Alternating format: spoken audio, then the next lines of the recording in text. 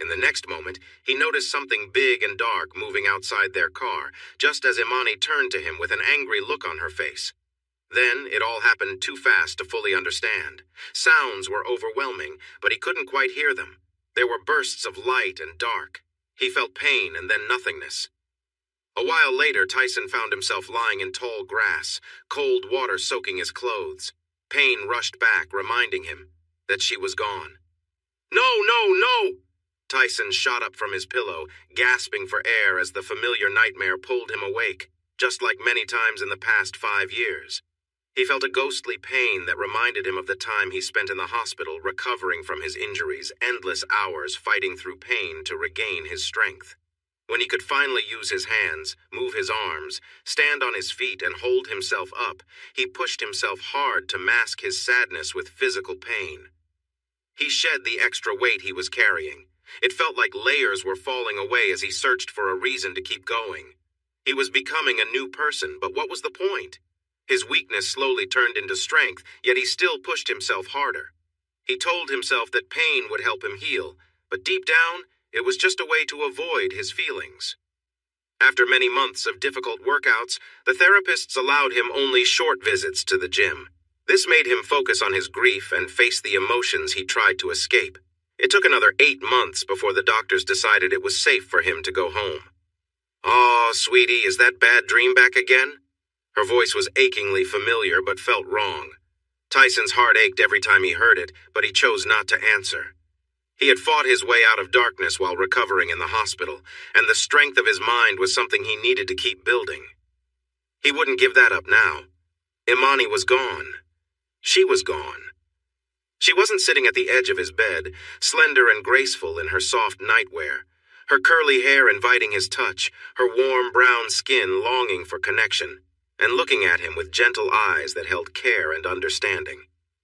Tyson fell back onto his pillow, closed his eyes, and rubbed his face. He ran through his thoughts, and when he reached the end, he opened his eyes. As always, she was gone.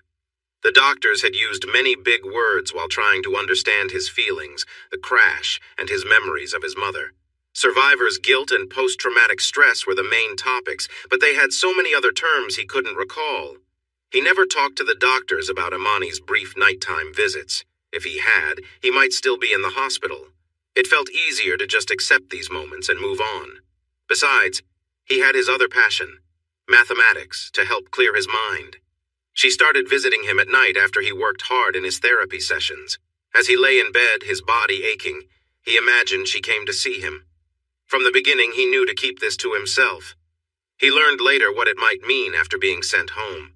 He read a lot about how the mind deals with losing someone, especially after a sudden event. His struggle to accept her absence, shown by his tears when he woke up, showed that his mind was trying to fill that void. Where there was an emptiness, his mind filled it with her. 5 years was a long time to have these moments, but like his lonely routine and daily habits, he found comfort in what was familiar. Perhaps he just wasn't ready to move on. As it always did after nightmares, his mind drifted back to the night of the party. Tyson hadn't even wanted to go.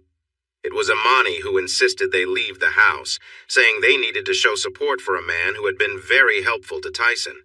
This man claimed he was the reason Tyson got his job as a math professor at the local university. Tyson knew the truth.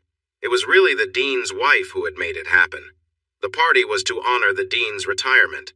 Franklin Dunnings was stepping down and looking forward to a relaxing life by the beach in a Central American country. Tyson, Imani, his colleagues, and their spouses were all there for one last celebration before he and his wife began a new journey. Tyson wasn't sure if this new plan was truly what his childhood friend wanted. Ashley Dunnings had lived next door to him for as long as he could remember. They went through school together from kindergarten to college, being the best of friends.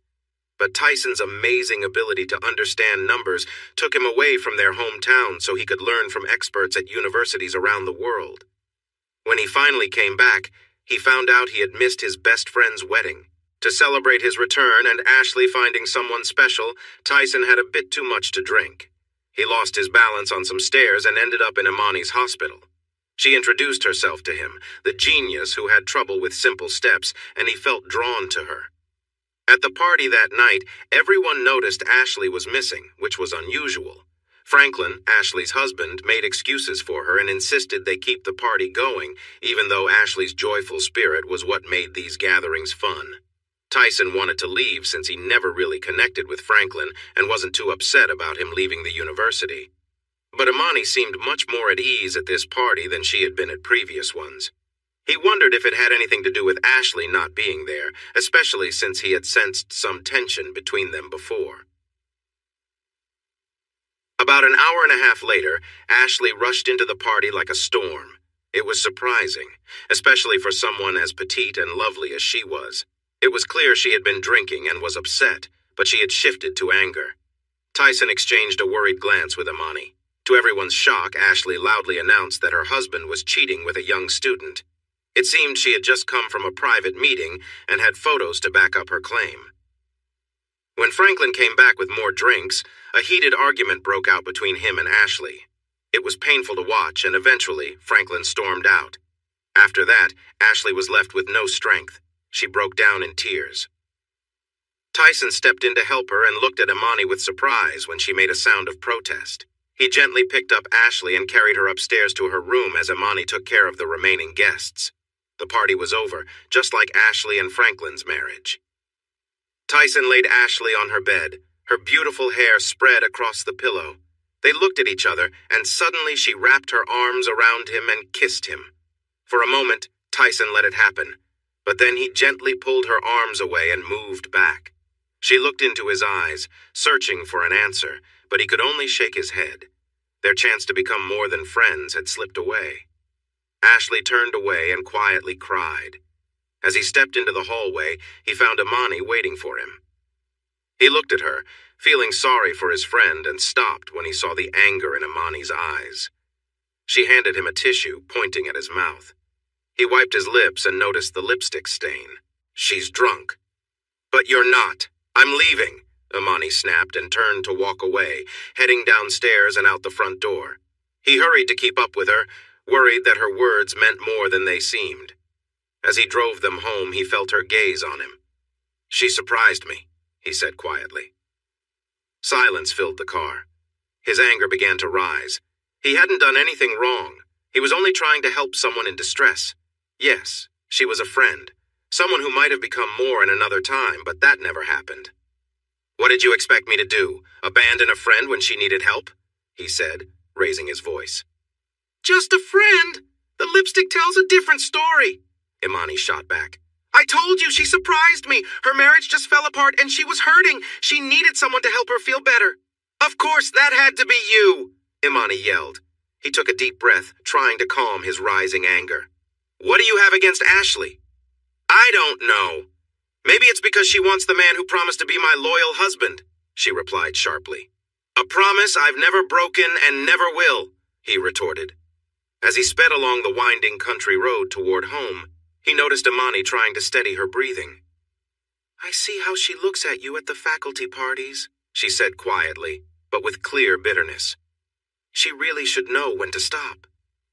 At that moment, he felt as if he didn't know the woman sitting next to him, the woman who had captured his heart on the day they met in the hospital, the woman he had promised to stay loyal to for life. Though their journey had not always been easy, they had celebrated many years together, her recent milestone birthday being just a month prior. He had liked the idea of enjoying their golden years together. As he stared out at the familiar road ahead, he wondered if he truly understood her. He thought back to the gatherings they had attended at the hospital and among her friends. Imani was well liked and respected at work. Still, there were moments when he had felt insecure as he watched her charm others. He fought those feelings, since she always made a point to connect with him during those events and would give him a quick kiss in front of everyone. He couldn't understand her anger towards Ashley during those times, but he had never confronted her like this. His mouth started moving before he even realized what he was saying. "The difference is, I don't treat Ashley the way you treat Devin, Doctor." Wilson was the head surgeon at the hospital. He was tall, fit, handsome, smart, and single, though he was actually a divorcee. It seemed there was something he struggled with. As he watched her turn to face him, he noticed her anger, but there was something else, too, something that made him worried. Could it be doubt, or maybe guilt? Then suddenly they were reminded of a past moment. "No!" Tyson shouted, pressing his hands against his eyes to block out his memories. It was time to get going. Start the day and stick to the routine. There was peace in following patterns. Christy Taylor was having a tough day, and Fridays were supposed to be better. She frowned, and everyone around her noticed. She knew she was attractive. While good looks were partly due to genetics, she worked hard to enhance her beauty. She used the right skincare products to keep her skin smooth. She ate healthily to stay fit, and went to the gym to keep her body in shape. She also visited the salon weekly to keep her long blonde hair shiny and her nails painted in the newest colors. Her friends believed she should pursue modeling because she had the looks and height, but that wasn't what she wanted. She glanced at her nails and admired the deep red polish, then her attention shifted to the glittering diamonds on her engagement ring. Once, this ring made her excited, but today, it brought her no feelings at all. Her fiancé, Blake Carlington, was handsome and well-off, but after 8 months together, she realized there was no magic between them. They didn't share any spark. Recently, she had slipped into a low mood. The things that used to make her happy felt empty now. She maintained her looks and kept up with fashion, but even shopping no longer excited her. She wasn't just a pretty face. Christy had brains too and was doing well in most of her classes, once hoping to graduate at the top of her class. Now, she was called in to see Professor Haley, her math teacher, because her grade was dropping. She needed that math credit to move to the next year, but even the worry about falling behind left her feeling numb. The boredom she felt was draining the importance from everything in her life. She needed to stay professional. Christy knocked on the office door and heard a voice invite her in. She entered to find a messy room filled with papers. If you looked at George Haley's office, you might think he was stuck in the past and didn't want to use the internet. That was somewhat true for his personal work.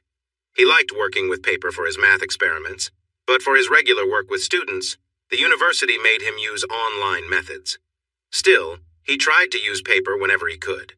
She saw a short, stout man with wild white hair and a bushy mustache sitting at his desk. He looked up and smiled at her.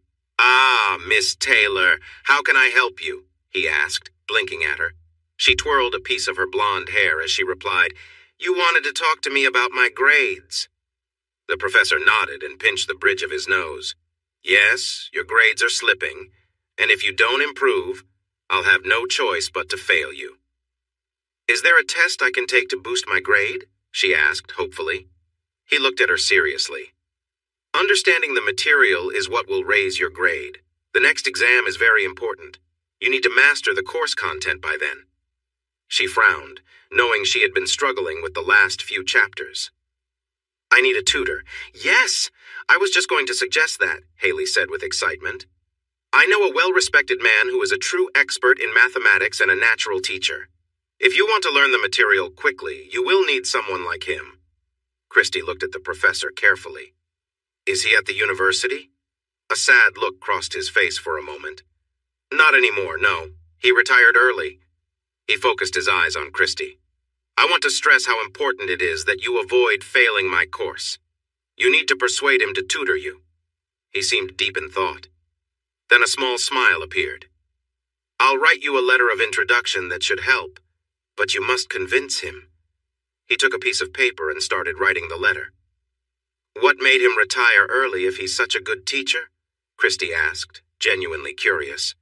The mystery about this genius was lifting her spirits. Haley folded the letter and sealed it in an envelope. He wrote something quickly on the outside and handed it to her. Christy's eyes widened when she saw the name on it. Tyson Kane, the man who stopped the terrorists? "Stop! Don't bring that up with him or remind him of his part in it. He lost his wife that night and doesn't need to hear it again." He pointed to a photo on the wall of a strong, bearded man in a suit with his arm around a lovely woman with curly hair. "All Tyson should focus on is his joy of teaching. The letter will help you meet him, but you must show him why he should take you as a student." Christy gave the professor a surprised and upset look while he stared back at her, puzzled. "Are you saying I need to offer him something in return?" "What? No!" Haley replied sharply, leaving Christy even more confused. "Show him that you want to make something of your life. Prove that you deserve his time. He doesn't respect those who just float through life without trying to contribute. Show him your ambition. If you do that, he'll be willing to teach you, and then you'll succeed in my class." Christy glanced nervously at the envelope, beginning to understand how important this was. "Go see him tomorrow. Do you have plans for Saturday morning?" he asked, and she shook her head. "Thank you, Professor Haley," she said, nodding as she left the office. She headed to the library, determined to learn all she could about Mr. Kane. This was a chance she couldn't afford to blow. George Haley sank into his comfortable chair as the young woman left. He stared at the door, battling with the lie he had written in the letter to his friend, Tyson. He tried to push aside his doubts, believing the small lie was okay if it helped break through the wall Tyson had built around himself. It was a shame for someone as brilliant as Tyson to isolate himself at 58. What young Miss Taylor didn't know was that while Tyson disliked those who wandered through life, he was starting to become one himself. That explained his own view of himself. If George had been religious, he would have prayed for Christy to help Tyson reconnect with the world. He smiled at the thought. It was nice that the young woman resembled Ashley from years ago. But his smile faded as he thought about the woman who vanished during the dean's retirement party. For a time, everyone thought Franklin had done something terrible to her. Then news came out that she had left the country the next day. Much of the money from their joint account was gone, and a law firm in New York contacted Franklin about divorce papers. The man was in a hurry to sign the papers, and soon after, he sold the house and vanished into the forests of Central America. Now, Tyson felt the loss of his best friend, just like he felt the absence of his wife. George tried to help, but he just couldn't reach him. Maybe he needed a softer touch. Miss Taylor had plenty of that. Tyson stood barefoot on the grass in his backyard, near a small patio table and chairs he rarely used. He had a morning routine, but that was about it. He took off his big towel robe and draped it over one of the chairs. He walked over to the lake, standing on the sandy edge of his property. He was close to the neighbors, but so far nobody complained about him swimming without clothes or sunbathing the same way. He never looked around to see if anyone was watching, and he didn't mind. He stepped into the cool water and walked until he could dive in. The water was brisk, but he pushed through the chill until he found a smooth rhythm and warmed up his muscles. With little body fat, he had to keep moving, or he would sink. As he did every day, he swam straight out from his home until he felt tired. That was his sign to turn back. If he made it home, he would have a good workout and improve his stamina. If he didn't, at least he had tried, and the lake would take him. Would today be that day? 3 miles south of the university town was a beautiful lake surrounded by thick forest. Along the northern edge, there was a 3-mile stretch of road with 20 small houses placed where it was safe to build. The rest of the shoreline was steep granite rising above the water. The northern part sloped gently with sand before dropping into deeper water. These homes were once connected to town by a narrow, winding road that no longer allowed cars. Christy drove her white Mercedes-Benz along the freshly paved road built just 4 years ago. It connected the eastern side of town to the lakefront road. From her research, she discovered the sad story behind how Tyson Kane's car ended up on the tracks just as a train approached the old crossing. 2 high school students who faced harsh bullying made a plan to get back at their town, which they felt had let them down. One was the son of a railroad worker, and the other was the son of a construction manager. They managed to take an old train engine and link it to a flatbed car filled with things they had made. They drove the train along an abandoned line that went through the countryside and towards the center of town. They intended to crash the train in the town's main area to cause destruction. Instead, they collided with Tyson's car, splitting it apart. Tyson was thrown from the driver's seat and landed in a ditch as the car went under the train. The train derailed a little further down the tracks. Sadly, Tyson's wife and the 2 young men lost their lives, but the explosives did not go off.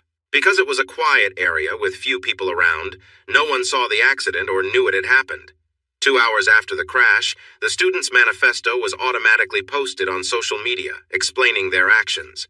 The town's police were quickly alerted, and 3 patrol cars were sent to investigate. 90 minutes later, an officer found Tyson seriously injured in the ditch. That's when things got really serious. While Tyson was taken to the hospital, emergency workers found the train overturned in the bushes further down the damaged tracks. The young men's bodies were mostly whole, but Tyson was in bad shape. A bomb squad was called in to carefully remove the explosives. Christie read that GRT Corporation, which owned the local freight railroad, faced a lot of backlash in court and from the public, leading them to make significant reparations to Mr. Kane and to the town. GRT quickly started a project to take out the tracks from the old line. They removed the rusty rails and wooden ties. Then road crews came in to smooth out the ground and laid down a nice 6-foot-wide asphalt path from the accident site to the edge of town. However, they did not remove the tracks that ran through the main part of town. With permission from the town council, those road crews built a wide 2-lane road that Christie was using. Once it was finished, the town council closed the old country road to cars and made it part of the trail system. As it connected to the western edge of town, the road formed a 15-mile loop. With any new development, local leaders were involved in the planning. Large areas of land near the road, especially those not surrounded by stone, were set aside for new upscale housing. Neighborhoods full of big homes began to appear. One good thing for the people living around the lake was that the land south of the old train track still belonged to GRT. They stopped any new building there. The rules for those who owned lakefront property meant their homes would stay unchanged, so no new houses would be built on the lake. Once Christie learned more about the man, she looked into his background and found evidence he was indeed very smart in math. He had an excellent education, and his work at the university made her wish he was still there. Some had called him a big, friendly teddy bear while also being a math expert. She went through old photos at the university to see how he had built this reputation over the years. He had been 53 at the time of the accident and was a big man then. Now, at 58, she imagined he may have become heavier and needed help to get around because of his injuries. Still, she needed his brilliance to help her overcome her current struggles. While driving past a neighborhood of large houses, Christie shook her head. The land around them seemed empty. She believed they should have planted big trees around the homes like they had in her parents' neighborhood. Ahead, she saw the trail crossing the new road and noticed no cars coming from either direction, so she drove over the bump and entered the woods. A short distance in, she turned onto the old road by the lake. Christie looked at the envelope again to find the house number she needed. Tyson's place was closer to the other end, so she continued on, enjoying the view. All the homes faced the lake and many had gates, which seemed unnecessary since they were already open to the lake. Thankfully, all the houses were one story and blended well with the surroundings. Some were wider to make up for not having a second floor. Eventually, as she neared her destination, she slowed down and turned into a gravel driveway. There was no other car there, making her worry that he might not be home. The house was lovely. It was a cozy, ranch-style cottage nestled among the trees with many unique and thoughtful design features. She almost expected to see tiny creatures flying around the beautiful gardens near the home. Turning off the engine, she stepped out and took a deep breath of the fresh morning air. It felt so clean. She looked at her outfit one last time. She wore her best business clothes, a red silk blouse, black slacks, and low-heeled red leather shoes that matched her top. She chose a top that didn't cling too tightly, as she wanted to keep the focus on her skills rather than her appearance. With no pants that were more flattering, she opted for black, hoping to minimize her curves.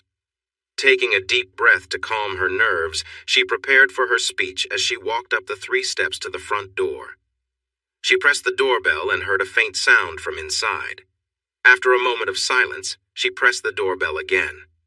Still nothing. Christie had not planned for this situation. She had many ideas for impressing him, but none for a situation where he might not be home. Standing at his front step, she glanced around. Maybe he was visiting a neighbor? The empty driveway and garage suggested he was out. "Come on, you can do it. Don't give up." The morning was still, and her soft words drifted over to her left. She turned to the neighbor's house and noticed a single-story home with a rooftop deck. An older woman with white hair was looking through binoculars at something on the water. Curious, Christie stepped down the stairs, walked to the side of the house, and saw a gate leading to the backyard. There was a small sign saying private, but after a moment, she decided to walk through anyway. The path went between the house and a tall hedge to the backyard. As she moved closer to the water, she realized the house was much bigger than it looked from the street. Suddenly, she heard coughing and gasping and turned toward the water. A man was trying to climb out of the lake. He managed to get to his feet and staggered a few steps before falling to his hands and knees, trying to catch his breath. She felt a strong urge to help. A loud cry came from him, and she paused at the corner of the house, watching as he slowly pushed himself up again. He was unclothed. He stood there, eyes closed, breathing heavily to regain his strength.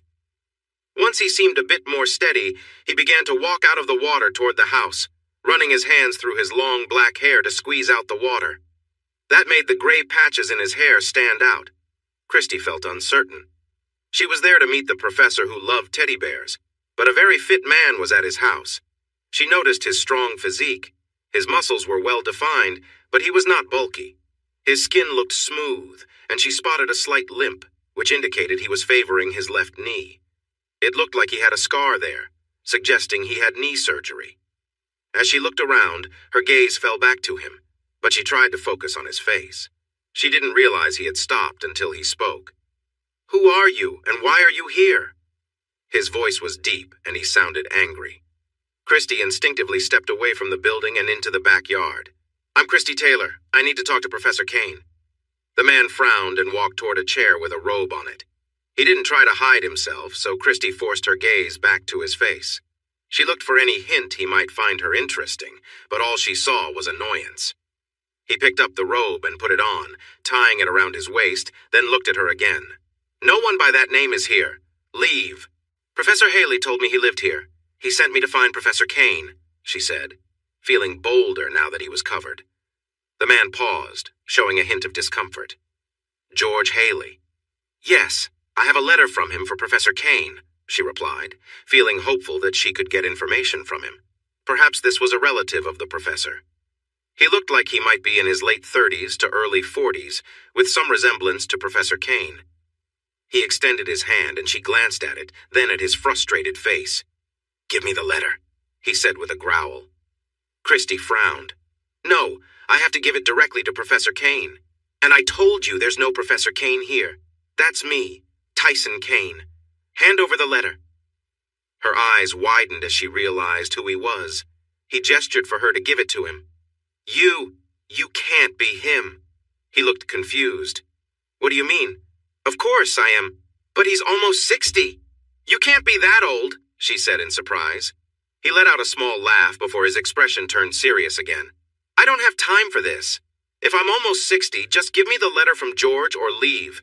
"If you are him, why did you say there is no one by that name?" she asked, still firm. His frown returned. "I told you there's no Professor Kane here. That man passed away 5 years ago. I haven't taught anyone since that night." His face showed that he had seen terrible things. Christy's jaw dropped. Suddenly she believed him. This was Tyson Kane, but he looked so different. She had to admit that he looked much better now. Teddy bears are cute, but this was something else. Her eyes took in his long black hair now drying down his back. The gray at his temples stood out more. He didn't have those in the old pictures. The letter? She flinched and then reached into her purse to hand him the envelope. He took it from her and looked at the writing on the front. With a deep sigh, he opened it. Christy let her gaze wander over him while he was distracted. She hadn't felt a spark of excitement in a long time. Tyson unfolded the letter slowly. The handwriting was definitely George's. He read the hurried note. "Dear Tyson, I hope you are well. The woman in front of you is Miss Christy Taylor. She's in my class and her grades have dropped suddenly. She is very bright, so this change is strange and I'm unsure why. You might wonder why this matters to you. I would appreciate it if you could find some time to help her understand what's wrong and guide her in the right direction. I find myself in a tough spot, as I owe her father a fair amount of money after losing a poker game at his home. He said he would accept help for her instead of cash. I wouldn't directly influence her grades, but tutoring is my only option. I cannot show favoritism to my students, and I doubt anyone but you could help her improve so quickly. Please don't mention the gambling debts to Miss Taylor. I want her to believe her success is entirely due to her own hard work. Thank you for considering this. Your friend George." He sighed again, feeling tight in his chest. He really didn't want to help, but he couldn't say no to George. He was the only friend who still visited, even though Tyson was a terrible host. That was Imani's strength. He folded the letter and put it back in the envelope, stalling as he tried to think of what to say to the young woman in front of him. "Will you do it?" she asked. He looked into her eyes and felt himself getting ready to nod. Did anyone ever say no to this lovely person? He kept his expression steady. "I haven't even had my breakfast yet. Come on. Please tell me why I should spend my time with you." He walked to the patio doors that led into the living room. When he invited the lovely blonde to sit, he noticed she was looking around with joy. It made him look around too, but all he saw were reminders of those who were no longer with him, which brought his mood down. He moved to the small wood-burning stove that kept the room warm. He opened the door and tossed George's letter inside. As he closed the door, the letter caught fire and quickly turned to ashes. He turned back to see his guest. "I need to take a shower and get dressed. Are you hungry?" he asked. She shook her head. "No, but I would love some espresso or coffee if you're making it." He frowned and pointed to the machines in the kitchen. He didn't know how to use it, but George had shown him how to make coffee the last time he visited. "It works, but I'm not sure how to use it. If you know, feel free to help yourself." Tyson walked away without checking if she needed anything.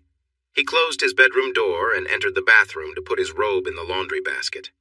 He took a quick shower, shaved, and put on tan shorts and a black t-shirt. He rubbed a bit of unscented lotion on his aching left knee. Taking a deep breath, he opened his door and returned to the living room. He saw the young woman, now Miss Taylor, standing by the espresso machine. It was making sounds, so he figured she knew what she was doing. She turned and smiled at him, and he felt a strange sense of familiarity. "This machine is great, much better than the one at my parents' house," she exclaimed. His feeling of familiarity faded with her excitement. "I'm more of a plain black coffee person, but Imani loved her espresso," he replied without much interest. She smiled kindly, prompting him to head to the fridge to prepare breakfast. He took out 2 eggs, some yogurt, spinach, and a few small tomatoes. While he scrambled the eggs, he glanced over at her busy with the espresso machine. She was making 2 small cups. "These beans are really good," she said happily. He nodded slightly. "George brought them."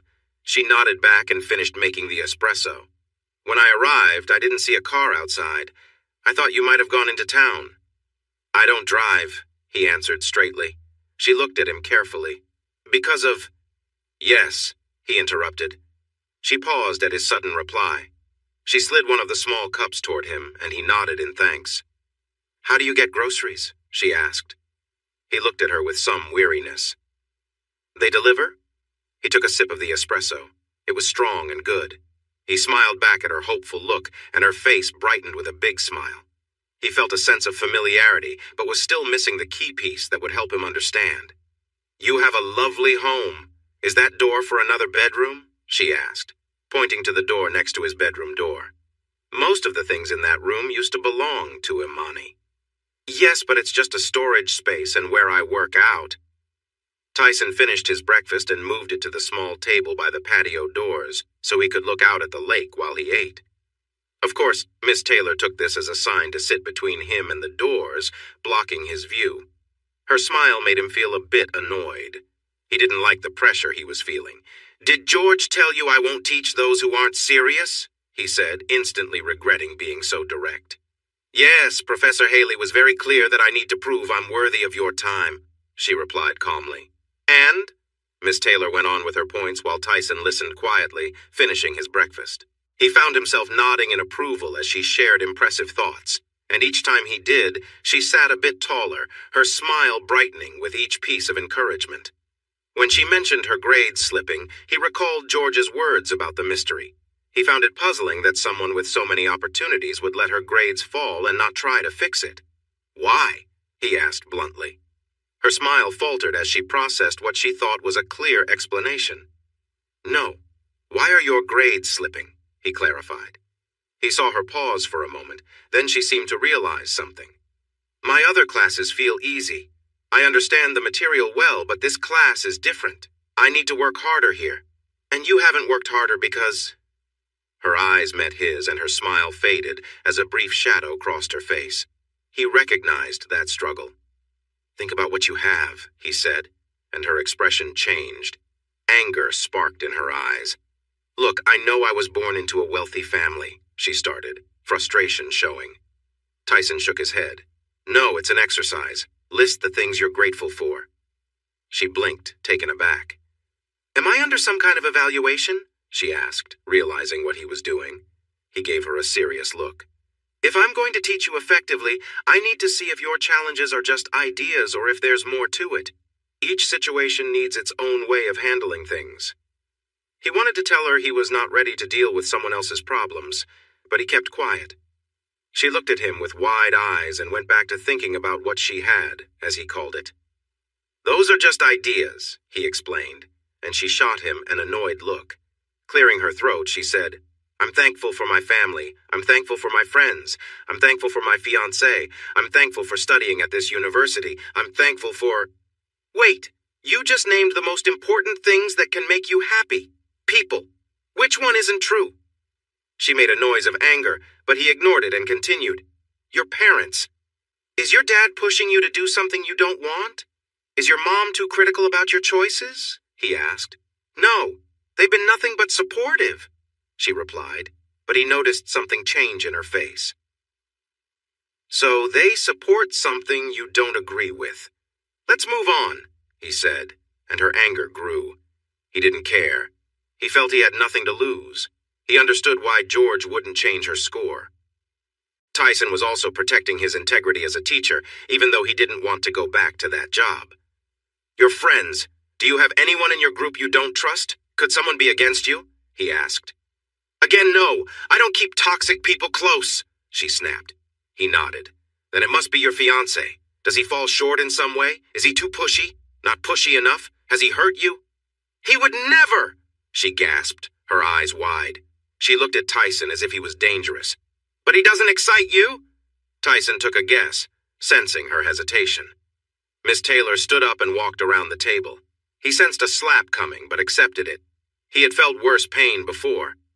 Christy rushed out of the house and sank into the driver's seat of her car before the tears started.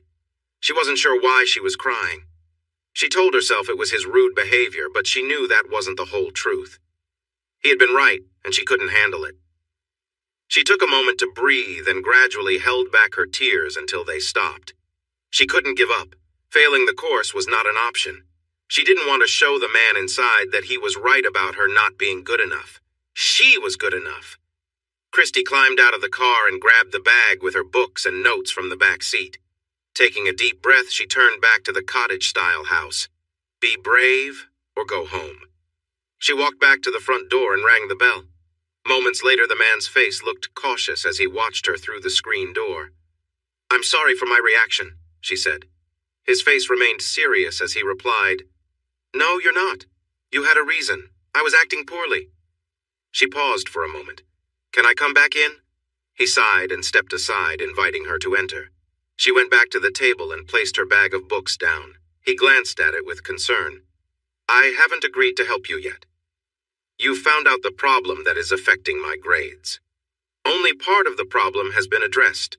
Recognizing it is a good start, but you need a clear plan to fix it, or it will keep holding you back, he suggested. I'm calling off the engagement, she declared, surprised by how freeing those words felt. A weight lifted from her shoulders. Tyson's eyebrows raised in surprise. That seems a bit much for a minor issue. You could consider talking to someone about it. She frowned and shook her head. It's not just that.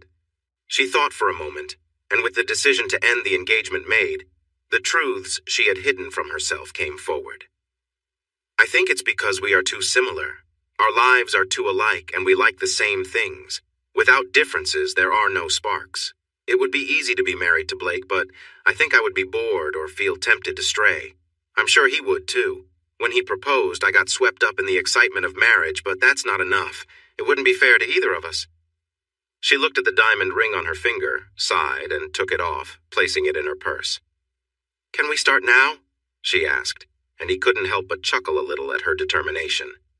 "Did I say I've agreed to help you yet?" he replied. Her blue eyes met his brown eyes. "You found the issue, and I've shared my plan to fix it. I won't let this stop me from moving forward in my career. What else do you need?" Christy stated firmly. He nodded to himself, seeing she was serious, and his last doubts faded. "Okay, show me the last section you felt good about," Tyson said as he took a seat next to her at the small table. She smiled and opened her books, ready to review. They spent the rest of the morning studying. He went back to 2 more chapters until he felt she understood the material. "You missed some details here," he pointed out, and she reflected on when they started that chapter. It was a couple of weeks after the engagement began. How did he know? She looked at Tyson's face, and he looked back at her with curiosity. She smiled a bit shyly and then focused again on the textbook. He guided her through the chapters, explaining the formulas and showing examples. Christy took notes and felt the information sinking in. She raised her hand to pause on a specific problem they were working on. She remembered struggling with this part before, but now it seemed clearer. "Why can't teachers explain this like you do? It makes so much more sense," she said, feeling frustrated. He shrugged. "Everyone has their own way of teaching, but the math doesn't change. Numbers have their own beauty." He glanced at the clock. "Are you hungry?" She nodded with a small smile. "I was about to make a salad with grilled chicken. Does that sound good?" Tyson asked, and her smile grew as she agreed. "Go over those 3 practice questions while I prepare lunch," he said, pointing to the textbook. "Yes, sir," she replied with a grin. He headed to the kitchen, and she found herself watching him as he moved. Shaking her head to focus, she turned back to her notebook and started on the equations. She completed the first 2, but her mind wandered to thoughts of Tyson before she could tackle the 3rd question. She couldn't believe he was 58. He looked so fit. "What's bothering you about the 3rd question?" She jumped, startled by his voice breaking her train of thought. "Sorry, what?" He frowned gently. "I asked what's giving you trouble on the 3rd one." "Oh, nothing. I just got a bit distracted," she replied. He raised an eyebrow, then set their lunch plates on the table while she worked on the last question. Once she finished, she gave her work to him. He quickly checked it and smiled. "You've got this. After lunch, we'll go through the next 4 chapters. It looks like just a small misunderstanding." "No, I don't think you realize how much your style helps me learn," she insisted. He shook his head.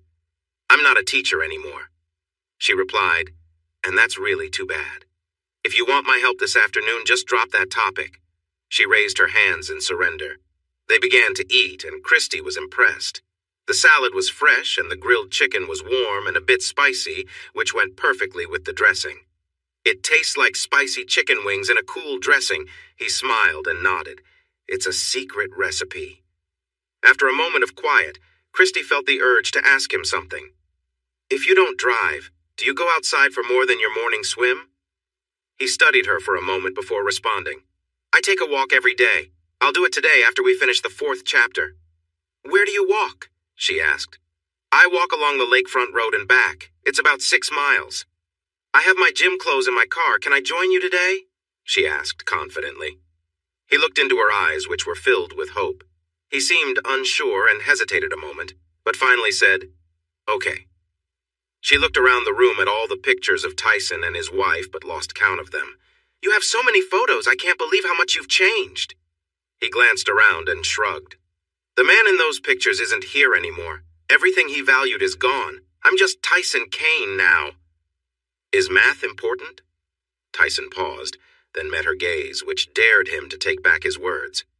"Let's finish the tutoring," he replied firmly. For the next 3 hours, they worked through 4 chapters in the textbook. Christy took careful notes and asked a lot of questions. He remained calm and patient, and she gradually relaxed. When they finished the last chapter, she closed her notebook with a pleased sigh. "I have an extra chapter covered beyond what the university is teaching, and I understand the methods and formulas. I'm going to do great on the next test. I feel it. Thank you so much." He nodded at her but looked away, troubled by her smile. "Are you ready to take your walk?" Christy asked. He stood up and stretched. "Yes, I just need to get changed." "Let me put my books away and get my gym clothes," she said, jumping from her chair. She quickly packed her books into her bag and rushed outside. She switched bags in her car and returned with her gym duffel. "You can use the guest bathroom to change," he offered, and she went inside. Once the door was closed, she smiled to herself, feeling playful. He wouldn't know what to expect. Tyson watched the bathroom door close and wondered how he ended up in this situation. It was George's idea to send her his way. She was attractive, and her outfit suggested she took good care of herself. He frowned, reminding himself that she was young enough to be his daughter. Shaking that thought away, he went to his bedroom and put on his running gear. He wouldn't be running that day since his knee was bothering him, but he slipped on some comfortable socks. He returned to the living room, locked the patio doors, and grabbed his keys. He sat on the bench by the front door and put on his running shoes. He heard a sound and looked up. His jaw dropped, and he froze as she walked toward him. He noticed her colorful shoes next to her bare ankles. Her yoga pants fit closely, showing off her shape. They had bright patterns of parrot feathers from her ankles to just above her knees. Above that, the pattern changed to an orange, gold, and brown design that hugged her legs nicely. Her flat stomach was toned and visible from her waist up to the matching sports bra that fit her well. She smiled at him, clearly pleased by his surprised reaction, and her blonde hair was pulled back in a ponytail. That's quite an outfit," he managed to say. "Do you like it? This is the first time I've been able to wear it," she replied, running her hands over the fabric. Tyson felt a strange excitement he hadn't felt in years, and he felt uneasy about it, considering how young she was. "Yes, I mean, it looks nice. We should go," Tyson said, stumbling over his words as he tried to look elsewhere. She stepped outside with a satisfied smile, and he couldn't help but glance at her as she walked away. He noticed his own breathing change when he saw her walk. As he locked up, he caught her looking at him. Her cheeks turned red when she realized he noticed. Her eyes widened a bit when she saw something that made him uncomfortable. Tyson tried to breathe easy as they walked down the driveway to the road. He turned left, and Christy walked beside him. He looked at her cheerful face and felt confused. "This probably isn't as good a workout as the gym, plus you'd be showing off your new outfit to a younger crowd." She bit her lip, trying to hold back a smile at his comment, then shook her head as they picked up the pace. "The gym can get boring sometimes. Being outside feels refreshing, and honestly, you're more fit than anyone I've seen at the gym." He raised his eyebrows, surprised. She nodded, and he felt flattered but reminded himself of their age difference. "For someone who's nearly 60, you mean?" he suggested lightly. She raised her hands in protest. "No, you just look great. I don't see you as old at all." They continued walking in silence as he thought about what she said. He appreciated the compliment, but it also reminded him of the difference in their lives. They reached the end of the road where it used to lead to the town. They passed the place where the train tracks used to be. Tyson took a moment to think about how strange that night was. He could almost say it was a twist of fate, but he knew the facts showed it really happened. "Is this the spot?" Christy asked softly, glancing at him. He started to walk away from the crossing, heading east along the road, and she followed him. "Yes, they found me over there." He pointed to the spot nearby where his body had been after the accident. They paused by a large stone with Imani's name on it. She wasn't buried here, but the town wanted to remember her, so the stone was placed there. He continued walking. He picked up the pace to a light jog, wanting to move past the memories of the accident, and his knee felt okay. Christy jogged next to him, and he sensed her looking at him. He glanced over, and she gave him a kind smile. "Please don't." She was quiet for a moment. "Sorry." They kept jogging until he had to slow down because of the pain in his knee. "What's wrong with your knee?" she asked. "It needs to be fixed," he replied. "I hear that's a pretty simple surgery these days," she said. He nodded but did not reply. It wasn't the operation that bothered him, it was the thought of the trip to the hospital that made him feel uneasy. A therapist he spoke to said he could overcome that fear with help, but he hadn't gone back since he'd left. His life felt like it was on pause. "I could give you a ride if you want." "No, I don't. Drive or ride in cars," he said firmly. She fell silent again, and he tried not to look to see her reaction, but he finally glanced at her. It wasn't disappointment, it was pity, which felt worse. "Don't! I don't want your pity. I don't need it," he said sharply, though his voice wavered, showing his real feelings. He felt quiet. They walked along the road lined with trees, enjoying the peace of nature. "I guess if you had to choose your surroundings, you picked a nice place," Christy said calmly. He shot her an annoyed look, but she kept her gaze steady, challenging him to argue. He opened his mouth, but no words came out. He tried to pick up his pace, but after a couple of steps he had to slow down again. His knee wouldn't cooperate. She stayed beside him, matching his pace, until they reached the end of the lakeside road and turned to head back along the water. Christy looked at the houses along the way with interest. "How much would it cost to buy one of those houses?" she finally asked. He laughed lightly. "You wouldn't find anyone willing to sell, even if they could." Seeing her curious expression, he continued his explanation. "The property tax is 0 because the land belongs to GRT. We cannot change the shape of the houses or add more floors. We aren't allowed to put down pavement for driveways. The houses are rented, so we can't sell them, but we can pass the lease to a family member. The original owners of GRT were old pioneers who valued family homes. So even with all the rules, we have a pretty good deal. However, there is a lot of money tied up in this land. The lease will end in about 60 years. At that point, one of two things could happen. GRT may ask everyone to leave and sell the land for a lot of money. Big mansions could replace these bungalows." "What's the other option?" she asked. "People say GRT will send a message to the town council by making another long lease with the current owners with the same rules," he replied, noticing the surprised look on her face. Things had been calmer between the council and GRT until the accident and the lawsuit. The council tried to take the land around the lake and the forest, but ended up getting a new road for a new neighborhood with their developer friends. This created more bad feelings between them and GRT. "So those houses I saw on the way in are mostly owned by members of the town council," he said with a serious look. They walked on as Christy appeared deep in thought. "Blake's mother is on the town council and his father is a real estate developer," she finally said. He noticed the worried look in her eyes and shrugged. It was better to know now than later after promises were made. When they returned to his place, Tyson's knee was really hurting. He shouldn't have jogged. He saw his neighbor, Mrs. Willoughby, working on her flowers by the gate. He remembered she liked to be called by her first name. "Good afternoon, Barbara." She looked up as they approached, and her smile widened when she saw Christy with him. "Good afternoon, Tyson. It's so nice to see you out with such lovely company." Tyson sighed as Barbara fussed over him. "This is Christy Taylor. She's studying at the university, and George asked me to help her with math. Christy, this is Barbara Willoughby, my neighbor." Christy and Barbara shook hands and smiled at each other. "It's so nice to hear you're teaching again," Barbara said with excitement. "He's a fantastic teacher. He helped me understand the chapters I was stuck on, and now I feel confident about my finals," Christy added happily. Tyson looked at both women with mild annoyance as they beamed at him. "I'm not going back to teaching. This is just a one-time thing," as a favor for George. Barbara gave him a knowing look. "Well, it would be a shame to let your talent go to waste."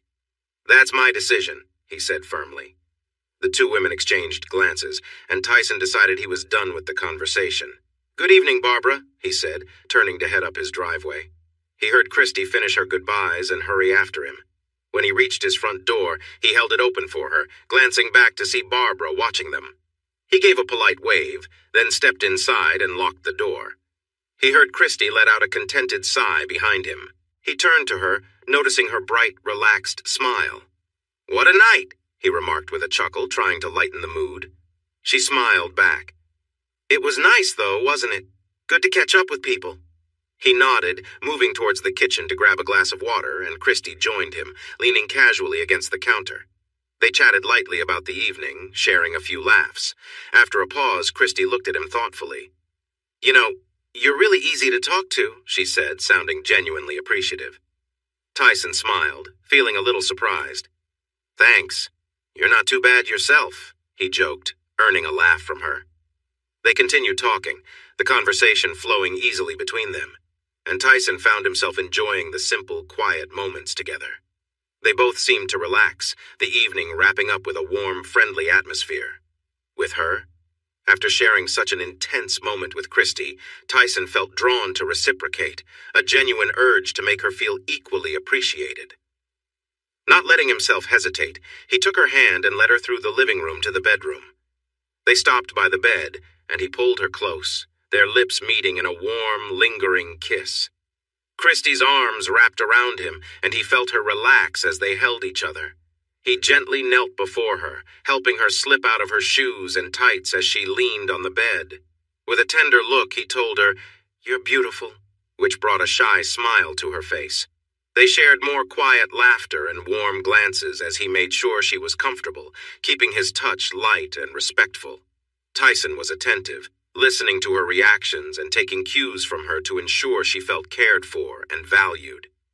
As their connection grew, Christie responded with warmth and affection, clearly appreciating his gentle and caring approach.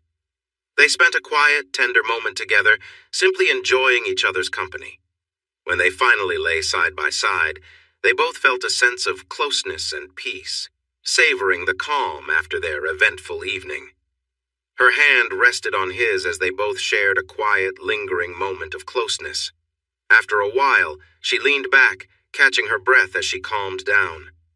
Tyson stood up, watching her rest, his thoughts swirling with sudden clarity. A voice in his head questioned what he was doing.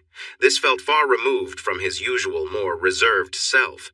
He had rarely acted on impulse, let alone in such an intense, immediate way. Now, here he was, sharing an intimate moment with someone he'd just met, feeling both surprised and conflicted. He thought about the differences between them: age, life experiences, even values. It was true he had been alone for several years since losing his wife. He wore his wedding band out of habit, but he'd never really thought about moving on. While he didn't owe his loyalty to anyone anymore, he felt a vague sense of guilt, as if he'd crossed a boundary he hadn't known was there. Is something wrong? He glanced over at her, noticing her warm, curious gaze as she rested on her elbows. He hesitated, unsure how to put his mixed feelings into words. I'm not sure why I acted this way," he admitted, feeling a bit lost in the moment. She gave him a reassuring smile. "Sometimes it's just about two people connecting without any expectations," she replied gently. "You think I'm interesting, and I think the same about you." Tyson nodded, somewhat comforted by her calm outlook.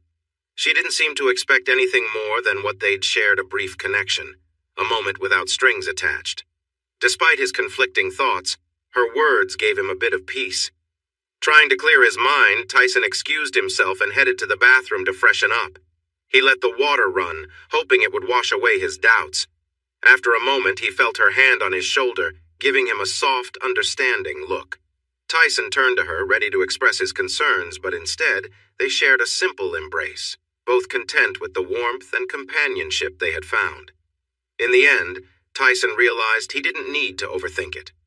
This was just a shared moment of kindness and understanding, a reminder that he could connect with others and appreciate those small, meaningful experiences. Tyson turned off the shower, lifted Christie, and gently wrapped her in a towel, helping her sit on the counter. He held her close, feeling a strong sense of connection as they took a moment to breathe and steady themselves. He looked at her, and she gave a reassuring smile, meeting his eyes. "Everything feels right, Tyson. Just be here with me," she said softly, easing his hesitation. They shared a warm embrace, and he realized he had been longing for this simple closeness, a moment without worries or complications. Tyson let himself enjoy the quiet bond they shared, feeling present and grounded. Christie's gaze was steady, full of warmth and understanding. She seemed to share his feelings, and together they experienced a deep sense of peace. Tyson found himself thankful for this connection, appreciating the comfort and acceptance they offered each other. In the silence that followed, they both smiled, feeling refreshed and content. The moment was calm and honest, a shared experience that left them both with a feeling of gratitude and ease. Her thoughts and feelings were so mixed up that all she could do was hold on to him tightly, bringing his face down to hers to give him a soft kiss. But the kisses felt like promises she wasn't sure she should be making, so she rested her forehead against his. Tyson felt the last bits of happiness slowly fading as he breathed heavily above the young woman. His body buzzed with energy, like it did after a tough workout, and he felt better than he had in a long time. He pulled back gently, and Christy let go of his head. He lowered her arms to rest on her chest, where his gaze lingered for a moment. He was still close to her, so he carefully moved back and stepped away. She gasped and caught her breath once he stood apart. He saw her face looked a bit swollen. He hoped he hadn't hurt her too much. She seemed dazed, so he carefully shifted to lift her into his arms. She sighed as her face rested against his shoulder. Tyson carried her into the bedroom. His mind was racing with something familiar.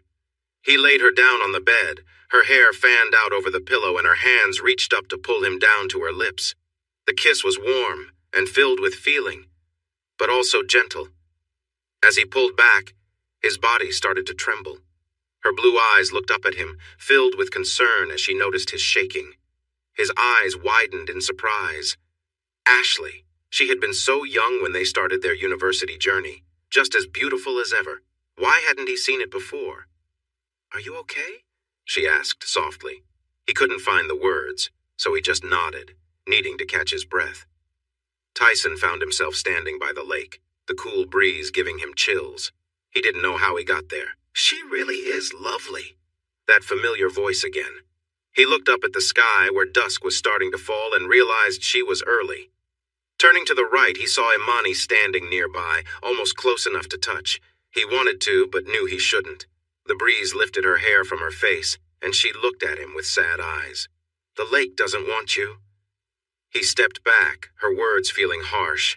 "The woman inside does?" He blinked in confusion, then turned his eyes toward the glass doors. Inside, wrapped in a comforter, was Christy. "What do—" He looked back at Imani, but she was gone.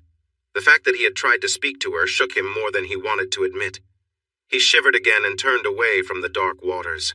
His legs moved him across the yard to the house, and his hands opened the door to lead him inside. Worried blue eyes met his brown ones. He felt the urge to share his thoughts and gave in. "She said the lake doesn't want me." Christy's gentle hands rested on his chest, feeling the coolness of his skin. She opened the comforter and pulled him close, sharing her warmth. They stood facing each other.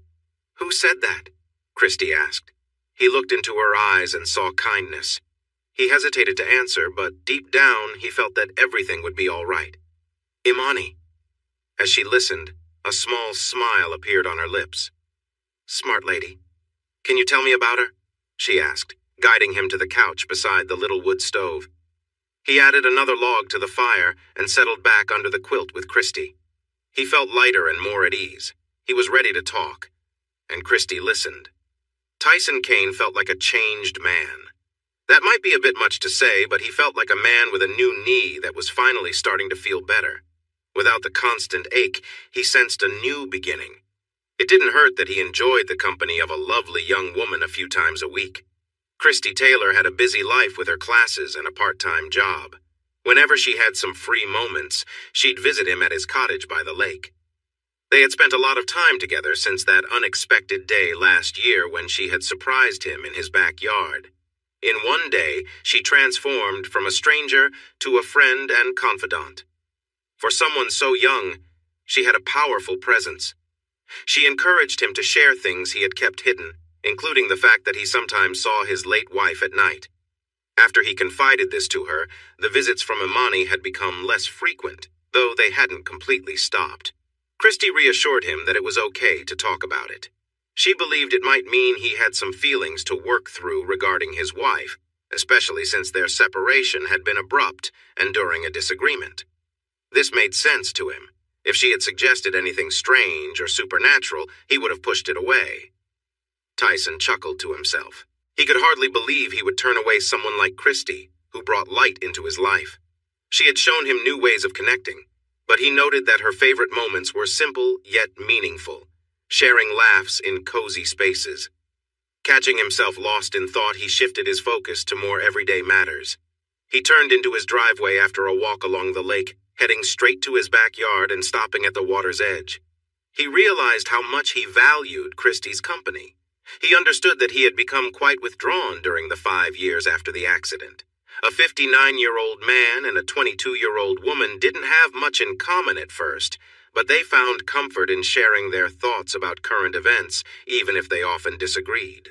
He was learning to truly listen to her and understand her words, while she was also trying to understand him better. They would talk about their daily lives. She shared stories about hers, while his routine remained mostly the same day after day. Last year, Christy began helping him improve his living space with small changes he could accept. Over a month, he noticed that she had started putting photos of them in some of the frames around his house. The original pictures showed him and Imani, or just Imani. Christy kept some of his favorite pictures of Imani, but moved them around. She also included some cheerful photos of herself in more noticeable places. Christy also convinced him to go through a significant change. He had knee surgery. She helped him get to the hospital, and after a few days, he returned home, still feeling a bit sleepy from the medicine. Christy worked with his neighbor, Barbara Willoughby, to check on him frequently during his recovery. Later on, he saw pictures of Barbara in some frames and wondered who had moved them. His knee recovery took a while, but he was used to dealing with pain, so he kept going. Today, he was pleased to have walked 6 miles at a good pace with only a little discomfort in his knee. He had asked his doctor when he could start jogging again, but the doctor told him to sit still while he tested his knee. Jogging wasn't recommended yet, so for now, walking quickly would have to do, but he wanted to do more. The waves looked calm this morning. He had already gone swimming in the lake earlier. It was still his routine to swim out and back once, but now he didn't wait until he felt completely worn out before returning. Imani had told him the lake was not welcoming, and her words had scared and embarrassed him, making him cautious about pushing his limits in the cold water. Now he swam back just as he began to feel tired. He was done risking too much with the lake. With a sigh, he turned away from the beautiful blue water and went inside for a shower and breakfast. After that, he'd do another new thing that Christy encouraged him to try: checking in with his math friends on an online discussion board. It took a few weeks to get past all the surprised messages about him being alive, and then the condolences for his wife's passing before conversations about math could continue. Now he had a few regular friends he stayed in touch with. It wasn't the kind of lively chat most people loved, but he found it enjoyable. He had actually picked up a few good ideas that he was thinking about. He smiled as he walked in. He had a regular morning routine to keep up. Christy Taylor was having another moment of clarity. She was sitting in her car in the coffee shop parking lot, letting her thoughts flow. She had learned to give herself time to think about new ideas and different views. It was another lesson from Tyson. This morning she felt thankful for many things, but not material ones. Tyson had taught her to keep feelings for people separate from things. It made feelings feel more genuine. He never pushed his views on her. It was just how he chose to live, and it made sense to her too. She wasn't looking forward to telling Tyson she would be leaving town. She had a new opportunity in New York City. There, she would finish her studies and start her job with a well-known fashion brand. It felt like a big step forward. She knew Tyson would be happy for her, but also sad about her leaving. She worried about him. He wasn't ready to be on his own and was still trapped by his fears. He couldn't ride in a car and had only managed to sit in hers for a few moments with the door open. She sighed, realizing she needed to find someone to keep him company. That way she could leave feeling less anxious. Barbara was an option, but he found her too pushy, and he was right about that. Barbara was very overbearing. Maybe that was why her own children rarely came by to visit. Christy went through her list of friends, trying to figure out who might spend time with Tyson to help him overcome his fears. Sadly, most of them had steady boyfriends who were uncomfortable with their partners being around someone as attractive as Tyson. She shifted in her seat, thinking about their last date. It would not be easy to find someone new like him. She pushed those thoughts away and returned to her friends. There was Rachel, who had just broken up with Chris, after a rocky relationship filled with ups and downs. Rachel was a bit too dramatic, and Tyson didn't need that. Neither did Chris. But if he took Rachel back, that was on them. Then she thought of Jillian. She wasn't seeing anyone right now.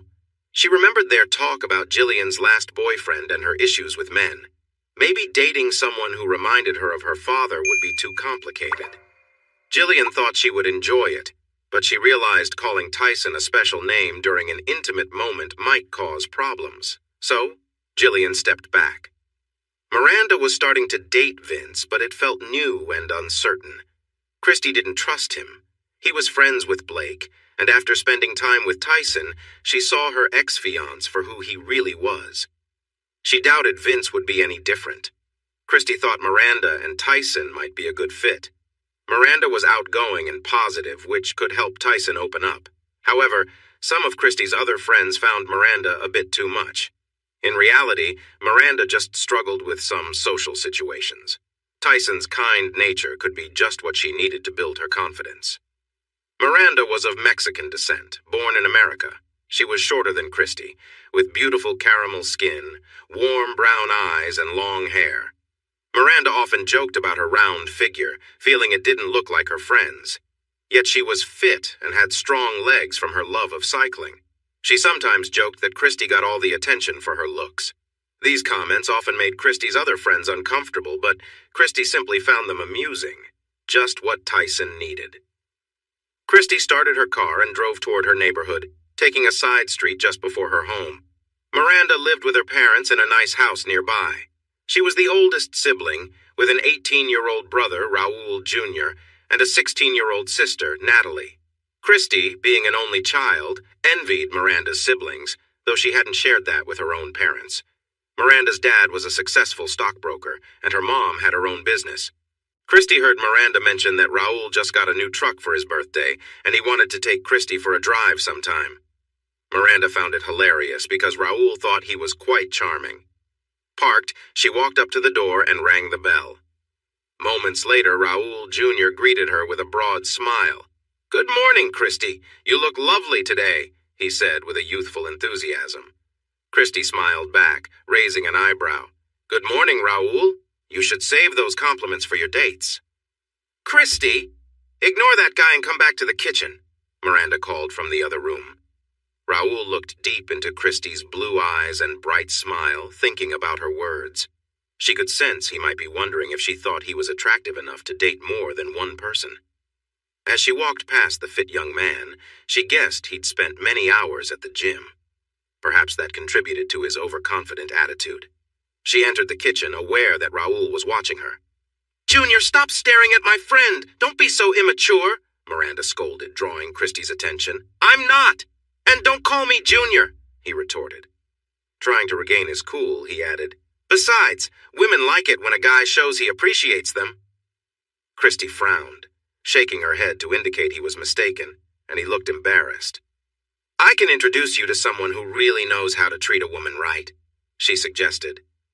Raul's smile returned. "Is this the secret boyfriend you never want to show us? The perfect guy?"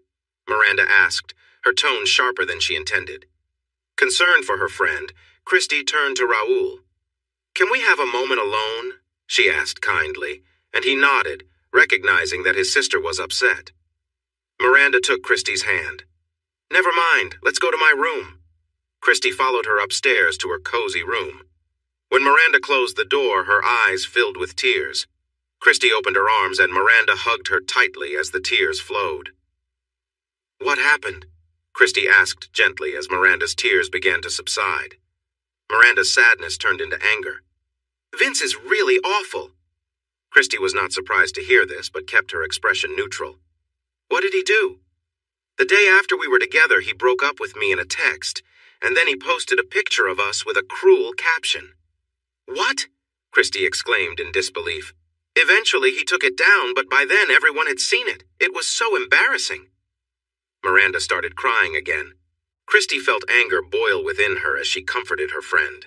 If she could get a screenshot of the post before it was taken down, she would definitely make sure the school administration knew about it. Getting Vince removed from the university for this would be a good step. She was determined to make it happen. Miranda composed herself and looked at her friend with a fierce determination. "That's it! No more dating until I graduate. There are no decent guys at this university." Christy smiled and nodded, feeling hopeful for her friend. "Does that mean you might be able to check in on a friend of mine from time to time?" Miranda wiped her eyes with a tissue and looked at Christy, confused. "A friend?" "Tyson Kane."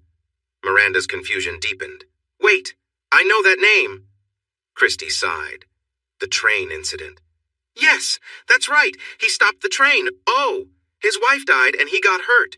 You've been helping him recover? Miranda gasped. An image of Tyson popped into her mind and her cheeks turned warm. Not exactly. He was mostly better by the time I visited him for math tutoring. She shook her head to refocus. He lost his wife in that accident, and he barely made it through himself. He's been really shaken up by what happened and still struggles with anxiety. I've been trying to get him to come into town, but he can't sit in a car without stress. I had to help calm him down a lot to bring him in for knee surgery. Miranda looked at her in surprise. This was a whole new side of her friend. A big smile spread across her face. What? Christy asked, sounding unsure. You keep surprising me, Miss Taylor, she giggled. Christy shook her head, confused. Your kindness is really inspiring. Whoa, don't go calling me a hero. I went there to get help with my math work. He's an amazing teacher. In just one day, he cleared up all my problems. I was so thankful. I wanted to do something nice for him in return. He's an all-around great person. Miranda just smiled and nodded with a proud grin. Christy cleared her throat and gave her friend a hopeful look. You know I'm leaving soon. I'd feel a lot better knowing someone would check in on him a few times a week. Get him moving around? Miranda suggested. Christy nodded. He swims in the lake in the morning and takes a long walk afterward. He also works out at home. Miranda looked impressed. So, he knows how important it is to stay active. Christy smiled. Oh, absolutely. Sure, I can help with that. Where is he? Miranda said, and Christy hugged her, excited.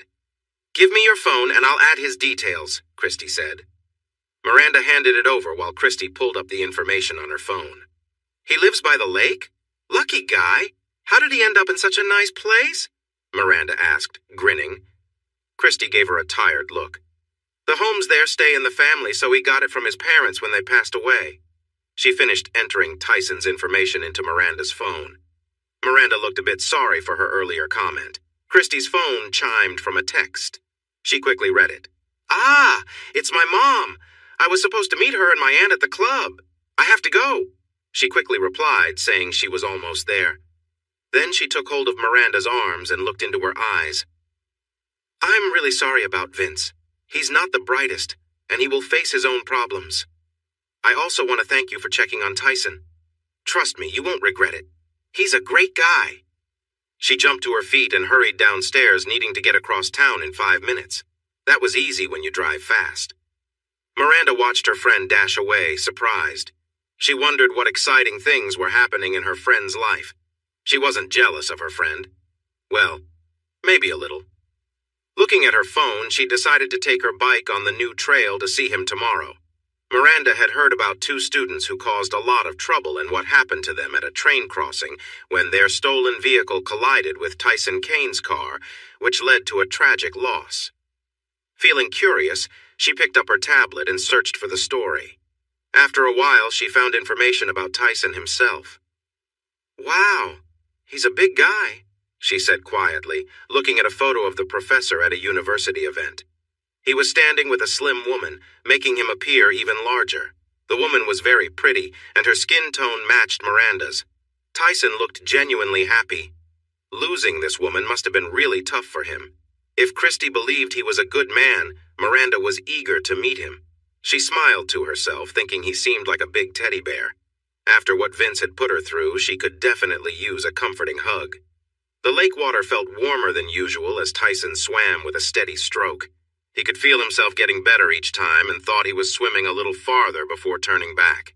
He was careful not to push himself too much. He had very little body fat, so he needed to keep moving. Looking up, he saw the bright blue sky, promising a nice day. He decided some sunbathing would be nice. As he turned back, he spotted Barbara's house with its rooftop deck and noticed the sun shining on her binoculars. Barbara had always been protective of him, watching over him for years, especially when he struggled to reach the shore before Imani encouraged him to take a break. No. Christy's presence was what made him realize he had something to live for. Imani was gone. Despite any strange thoughts he might have, she was no longer with him. Christy had made him aware of how Barbara had quietly supported him. The young woman had mentioned hearing his neighbor's kind words the first morning she saw him come out of the water with difficulty, so his neighbor had a good view of his yard from her roof with her binoculars. He kept swimming strongly, thinking about it. He sighed softly. Tyson wasn't going to change his ways for anyone. He swam and sunbathed without clothes, and that wasn't going to change. He decided to ignore the chance that someone might see him. The water was getting warmer, and he knew he was nearing the shallow part of the shore. His swim was done, but he felt strong. He stood up in the water and took a deep breath to fill his lungs and energize his muscles. He planned to swim further the next day. Turning around, he admired his cozy home. He truly loved it there.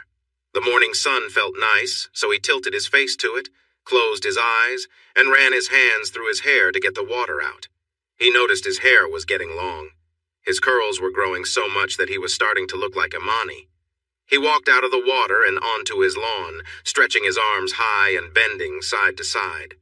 A loud scream jolted him, and he opened his eyes to see a young woman staring at him in shock, covering her mouth with her hands. She was dressed in a bright, tight outfit, but before he could see her clearly, she turned and hurried away along the path beside his house. Tyson thought he might need to lock the gate or put up a bigger sign warning that it was private property. Meanwhile, Miranda rode her bicycle along the scenic path, her thoughts racing. What had she just witnessed? She finally stopped at a small rest area with benches, took a sip of water, and sat down.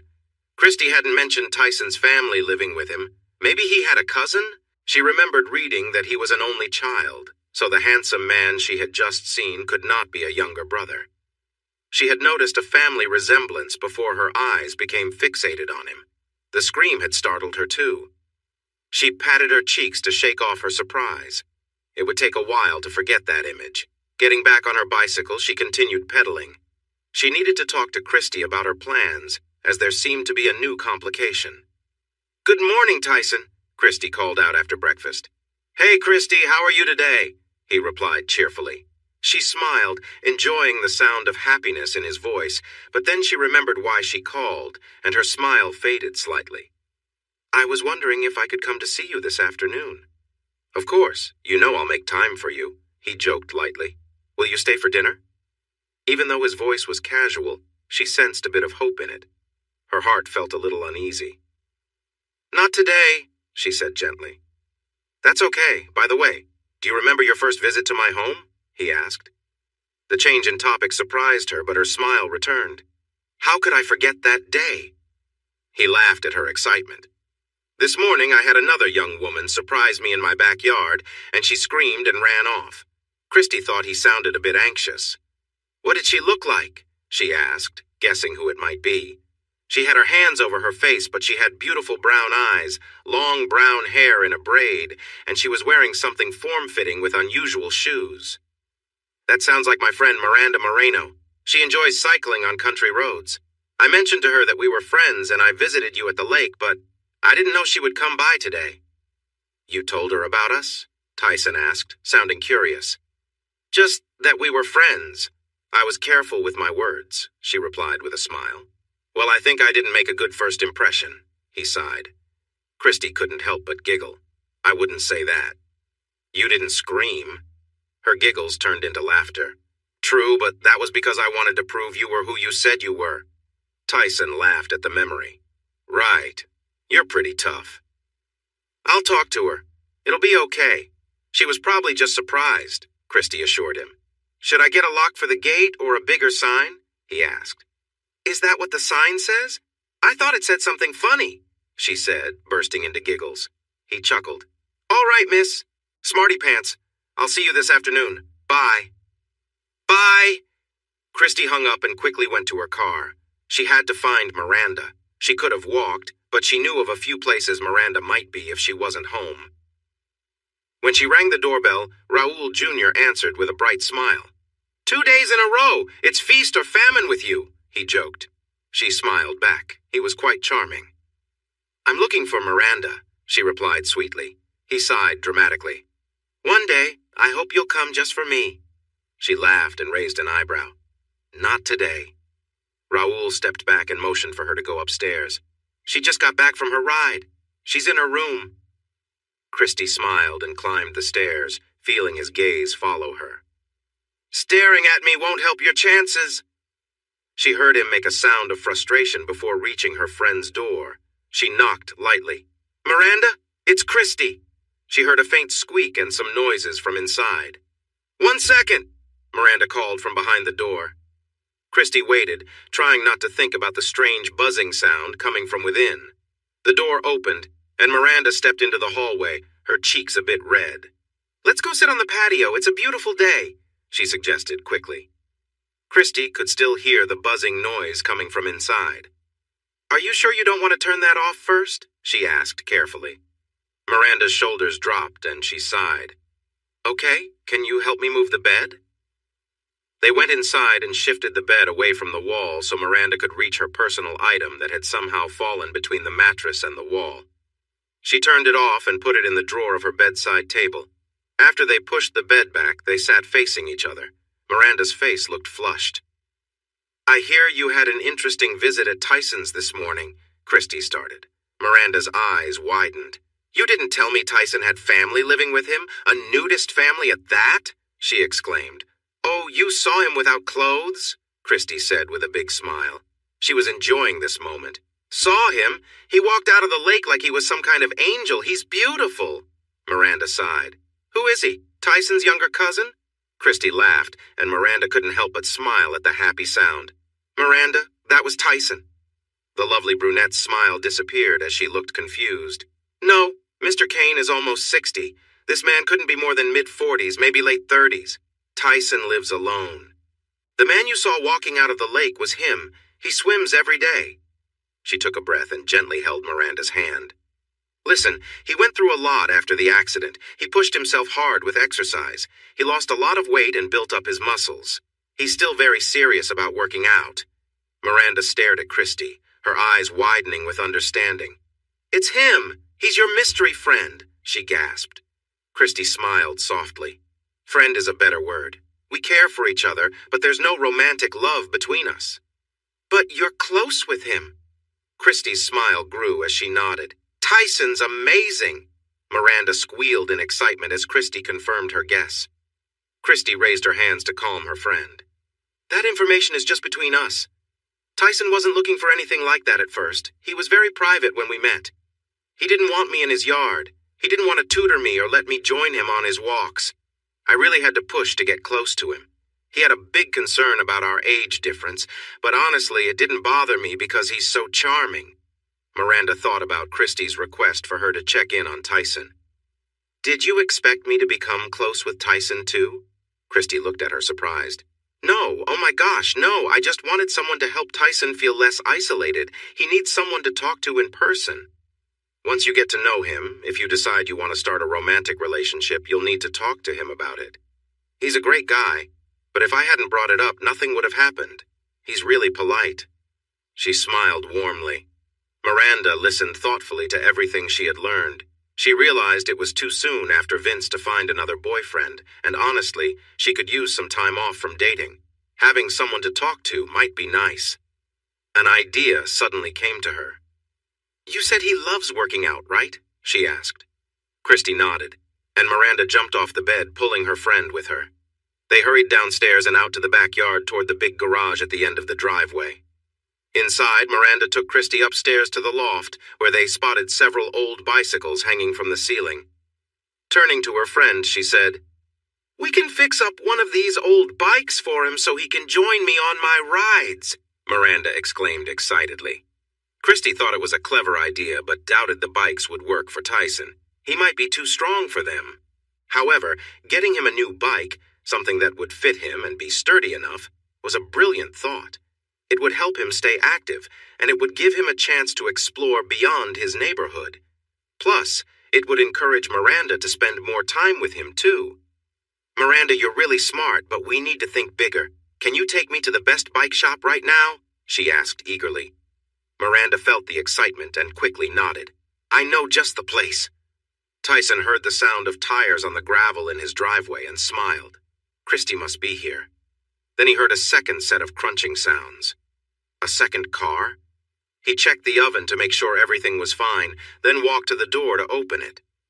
Parked far from the door was Christie's sporty white car. She was getting out with a big smile.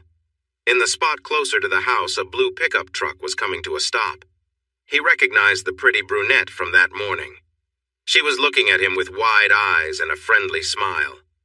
The truck's engine turned off, and the lovely brunette stepped out, wearing a new outfit and sneakers this time. On the other side of the pickup was a tall, handsome young man who seemed to resemble her. He smiled with amusement as Tyson stood on the steps wearing an apron, shorts that were probably hard to see, and sandals. "Do you greet all your visitors in just an apron?" Christie called out, her voice cheerful. Tyson lifted the apron to show his shorts, making Christie gasp in surprise, likely thinking he was not dressed underneath. "You know I don't have any visitors except you and George. Besides, I was baking cookies," he explained. By now, Christie was next to another woman. "Tyson, this is my good friend Miranda Moreno, and this young man is her brother, Raul Jr." Tyson quickly noticed that Raul liked being called handsome, but he was less pleased about being called young or junior. "Hello, Miranda, Raul." He received a bright smile from Miranda and a polite smile from Raul, though Raul seemed slightly amused. Maybe he didn't think men should wear aprons. "I'm very sorry I came into your backyard without asking this morning," Miranda said seriously. Tyson waved his hand casually. "Would you like a freshly baked shortbread cookie?" "Ooh, the charming man is inviting us in with treats. What could possibly go wrong?" Christie joked as she linked arms with Miranda. Tyson stepped back and held the door open for them. The women walked in and Raul paused just inside, looking annoyed. As Christie showed Miranda around, he glanced back at Tyson, who raised an eyebrow in question. "How can she call you charming when you're dressed to cook?" Raul said, sounding a bit critical. "Dressed to cook? Who told you that nonsense?" Tyson replied with a grin as he walked into the kitchen. He picked up a warm cookie from the oven and handed it to Raul. Raul took a bite and nodded, enjoying the taste as it melted in his mouth. Tyson then offered the plate of cookies to the ladies, who each took one. "Oh, this is so good," Christie exclaimed as she came closer. "Thank you for the treats." She leaned in, and Tyson felt a little shy, but his fondness for her made him kiss her back until she smiled and stepped away. Raul stared at her in surprise. "What?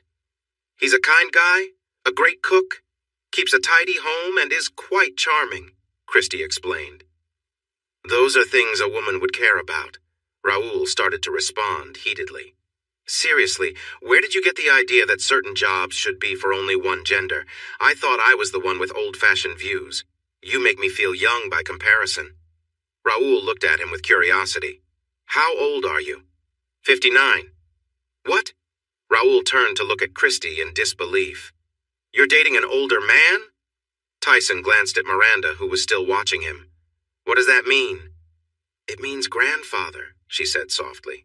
Tyson wanted to feel upset, but he understood what Raul was saying. He still didn't know why Christie liked him. He shrugged. "I might be old enough to be a grandfather, but I don't have kids or grandkids. That ship has sailed for me," he said with a hint of sadness. Raul continued. He turned to Christie, who watched him with a small smile. "I don't get it. I'm strong and, as you said, good-looking. What does he have that I don't?" "I can bake cookies," Tyson said with a grin. "Hey, I will show you how to make chocolate chip cookies. Everyone loves them, and if you make them, you'll earn some big points." "My friends at the gym would make fun of me," Raul replied, sounding upset. Christie exchanged a concerned glance with Miranda. "Looks like we found the source of Raul's tough attitude." "Tough? Being strong isn't bad," he shot back. "No, but when mixed with the way you treat women, it can be. You're smart and can improve," Christie said straightforwardly. Raul looked back at Tyson. "All right, you teach me to bake can't hurt," he said. The women seemed pleased, sensing a change in his mood. "If you can win against me in arm wrestling." Tyson blinked at the confident young man. He knew this might be a challenge, but he was no stranger to hard work. "Okay, fine," Tyson said, taking off his apron. Raul's eyes widened slightly. "You can take off your shirt too if that makes you comfortable," Tyson suggested. Moments later, Raul was without his shirt. He wasn't as broad as Tyson, but had lean muscles. Christie nodded in approval, and Raul's smile showed his confidence. Tyson moved to the kitchen island and set his elbow down. Raoul gripped his hand, and they held onto the countertop with their other hands. Christy placed her hand on top of theirs. When I lift my hand, you start. Ready? They nodded. Go! Immediately, Tyson felt the effort in his hand, arm, and back. Raoul was very strong, but a bit too sure of himself. Looking deep into Raoul's eyes, Tyson smiled and started to push harder. The effort increased, but he kept applying pressure. The confident look in Raoul's eyes changed to surprise, and then worry. Tyson's grin widened as he held Raoul's gaze. Arm wrestling isn't just about strength. It's also about how much you can handle. How much pain have you felt in your young life, Raoul? The younger man shook his head and flinched as Tyson's grip tightened. Are you ready to be serious? Tyson asked quietly, and Raoul tried to hide his surprise as his arm was pushed back. When he was bent at an awkward angle, he yelped and jumped away, releasing Tyson's hand. Raoul shook his hand to get the blood flowing again. Wow, for an older guy, you're really strong, he exclaimed. Raoul, Miranda scolded, but Tyson just laughed. Christy smiled at the teacher. How many arm wrestling matches have you won? Tyson smiled shyly as he massaged his arm. That was the first time I've ever done that, maybe the last. This kid puts up a fight. Raoul looked at him in surprise, feeling proud. Don't tell him that. He'll get a big head, Miranda said with a sigh. Tyson shook his head, still grinning at Raoul. Come on, let's get started on the cookies. Put your shirt back on. He tied on his apron again. Raoul put his shirt back on and frowned. It's hard to take you seriously in that. I'll admit it looked better on my wife, but if you've ever tried to cook bacon without a shirt, you'd understand. He looked at Raoul seriously. Never try it without clothes. That got a laugh from the others. Besides, you know what it takes to wear this comfortably? The younger man didn't want to look confused, but he clearly had no idea. Confidence. People notice that. It's not the same as being boastful or arrogant. Confidence is about being at ease with yourself. Being a man is about what's inside, not just what's outside. Raoul smiled and nodded. Let's make cookies. Christy and Miranda sat at the counter watching the two men make chocolate chip cookies from scratch. Tyson guided Raoul and let him do most of the work. When the cookies came out of the oven and had cooled enough to eat, the ladies cheered for Raoul's first successful baking attempt. Raoul beamed at Tyson as he enjoyed Christy's praise. What do you do for a living? Tyson shook his head. I'm retired. But what did you do before? Raoul pressed. Tyson sighed. I was a math teacher. No way? You're a math whiz? Raoul chuckled. Christy moved over to lean against Tyson as she looked at Raoul. Certified genius-level math whiz, she said playfully. Tyson chuckled and gave her a quick kiss. You say the nicest things. He turned to Raoul, who was still getting used to Christy being affectionate with him. If you're so smart, why aren't you teaching now? Raoul asked, sounding a bit aggressive. Tyson's smile faded. People keep saying that, and I keep telling them I'm done with that. He's dealing with past struggles, you know, Miranda snapped. Raoul looked at him in surprise. Tyson shot a serious look at Christy. You've been talking about me with others? He asked sharply. Christy met his gaze and nodded. Miranda had a great idea, and we are here to make it happen. Tyson was caught off guard by her confidence when he expected her to be defensive. Idea? Come outside, Christy said with a big smile, and Tyson found himself following her excitement again. Miranda stood behind them, beaming, while her brother furrowed his brow. Once back in the driveway, Raoul pulled back the cover from the pickup truck. He revealed a road bicycle. It had a shiny silver frame with bright yellow-green stripes and black wheels. Raoul lifted it out, and Miranda took it from him. She and Christy walked it over to Tyson. Then, Raoul pulled back another cover and revealed another bicycle. Tyson focused on the two women as they turned the silver bike around so he could see it better. Christy bought you a bicycle! Miranda cheered. Tyson's eyes widened and he looked at the beautiful bike. It's stunning! It looks fast even when it's standing still, he said. Do you know how to ride a bicycle? Raoul asked, and the ladies' faces fell as they realized he might not. Tyson chuckled at their worried expressions. Yes, I do, but it's been a while, and I don't see any gear shifters on this one. Miranda sighed in relief as she pointed out that the brake levers could also shift gears. Tyson held Christy's hand and looked into her eyes. "Thank you. This is very kind of you." He admired the sleek bike again. "It's not a car, it feels different. You get exercise while riding it. You can travel faster and farther compared to walking. Getting to town is now easier," Christy explained. "I was set on getting you a car, but Miranda suggested a bicycle. She loves cycling, so she had a fresh perspective. I hope you don't mind I talked with her." Tyson watched Christy and realized she seemed anxious. Oh. Now he understood why she was doing this. She was planning to leave. They had discussed it before as something for later, but it seemed that later was here sooner than expected. He glanced at the other two. "Can you give us a moment?" When Miranda nodded, he gently led Christy aside. "When do you leave?" he asked softly. She took a breath she hadn't realized she was holding. "The end of next week." He nodded, feeling a tug in his stomach. "This is a big chance for you?" She nodded, and tears started to well in her eyes. "Hey, no tears. We knew this day would come, and it's okay. We'll always be good friends. I'll support you in whatever you decide to do." He glanced at Miranda, feeling like he understood more of the situation. "Did you ask your friend to look after me?" he asked. Christy sniffed. "It's more like you can help each other. My other friends might not stay in touch with her once I'm gone. They don't understand her like I do, and she makes them uneasy. She could use a friend to help her feel better. She doesn't make good choices in boyfriends and has had some tough experiences lately." She sighed. "She rides alone, and I worry about that. She should ride with others. Could you join her on a bike ride sometimes? I hope you like biking." He felt relieved he wasn't just someone to pity. "I love biking, thank you. I'll definitely ride, and if it helps me get out more, that's great." "Good, because I have more surprises," she said with excitement and rushed to her car. She returned quickly with a couple of bags. Inside one of the bags was a bike helmet. It was shiny black with lots of ventilation holes, decorated on the sides with yellow-green stripes. "Will this fit with all my hair?" he asked. "Maybe I should cut it like before." "No!" both Christy and Miranda said, then burst into laughter. Christy caught her breath first. "Your hair looks amazing with your new style. Keep it long, please," she said playfully. He sighed. Pushing his hair back, he managed to put on the helmet, but his hair was loose on his back. Miranda came forward and gathered his hair together. "You should tie it back before putting the helmet on." "Right, good idea." He noticed she was still holding his hair. "You can let go now," he said with a smile. She smiled back, a bit shy, and stepped back. Next, Christy pulled out black biking shorts, black socks, and a black cycling jersey from the shopping bag. She handed him the jersey, and he lifted it.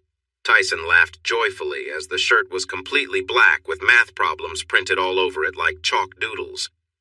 "A math-themed cycling shirt, this is amazing!" Christy and Miranda smiled widely, sharing in the joy. "Go put them on," Christy said.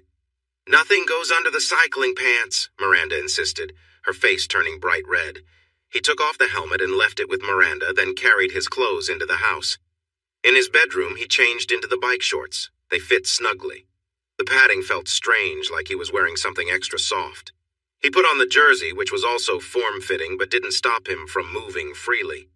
He looked in the mirror at his long hair. It was as long as Imani's had been. He went to her dresser and opened the top drawer. Inside were her hair ties.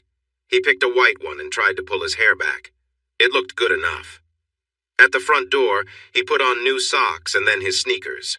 He didn't have the cool shoes that Miranda had. As he stepped outside, he heard Christy's playful whistle.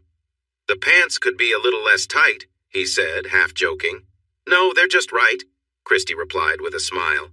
She joined him at the bottom of the stairs and gently patted his chest, admiring how he wore the jersey. "Listen, I have to go, but I'd love to visit this weekend.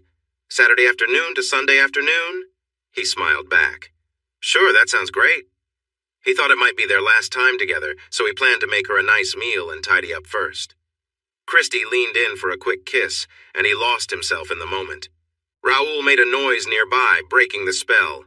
Tyson pulled back to see Christy smiling at him before she turned to talk to Miranda. Moments later, Christy was laughing as she headed towards her car. As her white coupe left the driveway, Tyson noticed Miranda watching him with bright eyes. He sensed that his excitement from the kiss was noticeable. He closed his eyes, trying to calm himself. "I've got things to do, too. Are you staying here, sis?" Raoul asked, sounding a bit impatient. "Yes, I want to make sure Tyson's bicycle is ready. Maybe we can go for a ride?" she said, looking hopeful. He nodded, and her smile grew wider. "It was nice meeting you, Raoul," Tyson said, waving. The young man smiled and nodded back. "Yeah, nice meeting you too. Take care." Miranda and Tyson watched Raoul drive out of the gravel lot, then they walked over to the bicycles. "You don't have special cycling shoes yet, so they installed basic platform pedals, which will work with your regular shoes. You should think about getting cycling shoes soon. They help with better power transfer."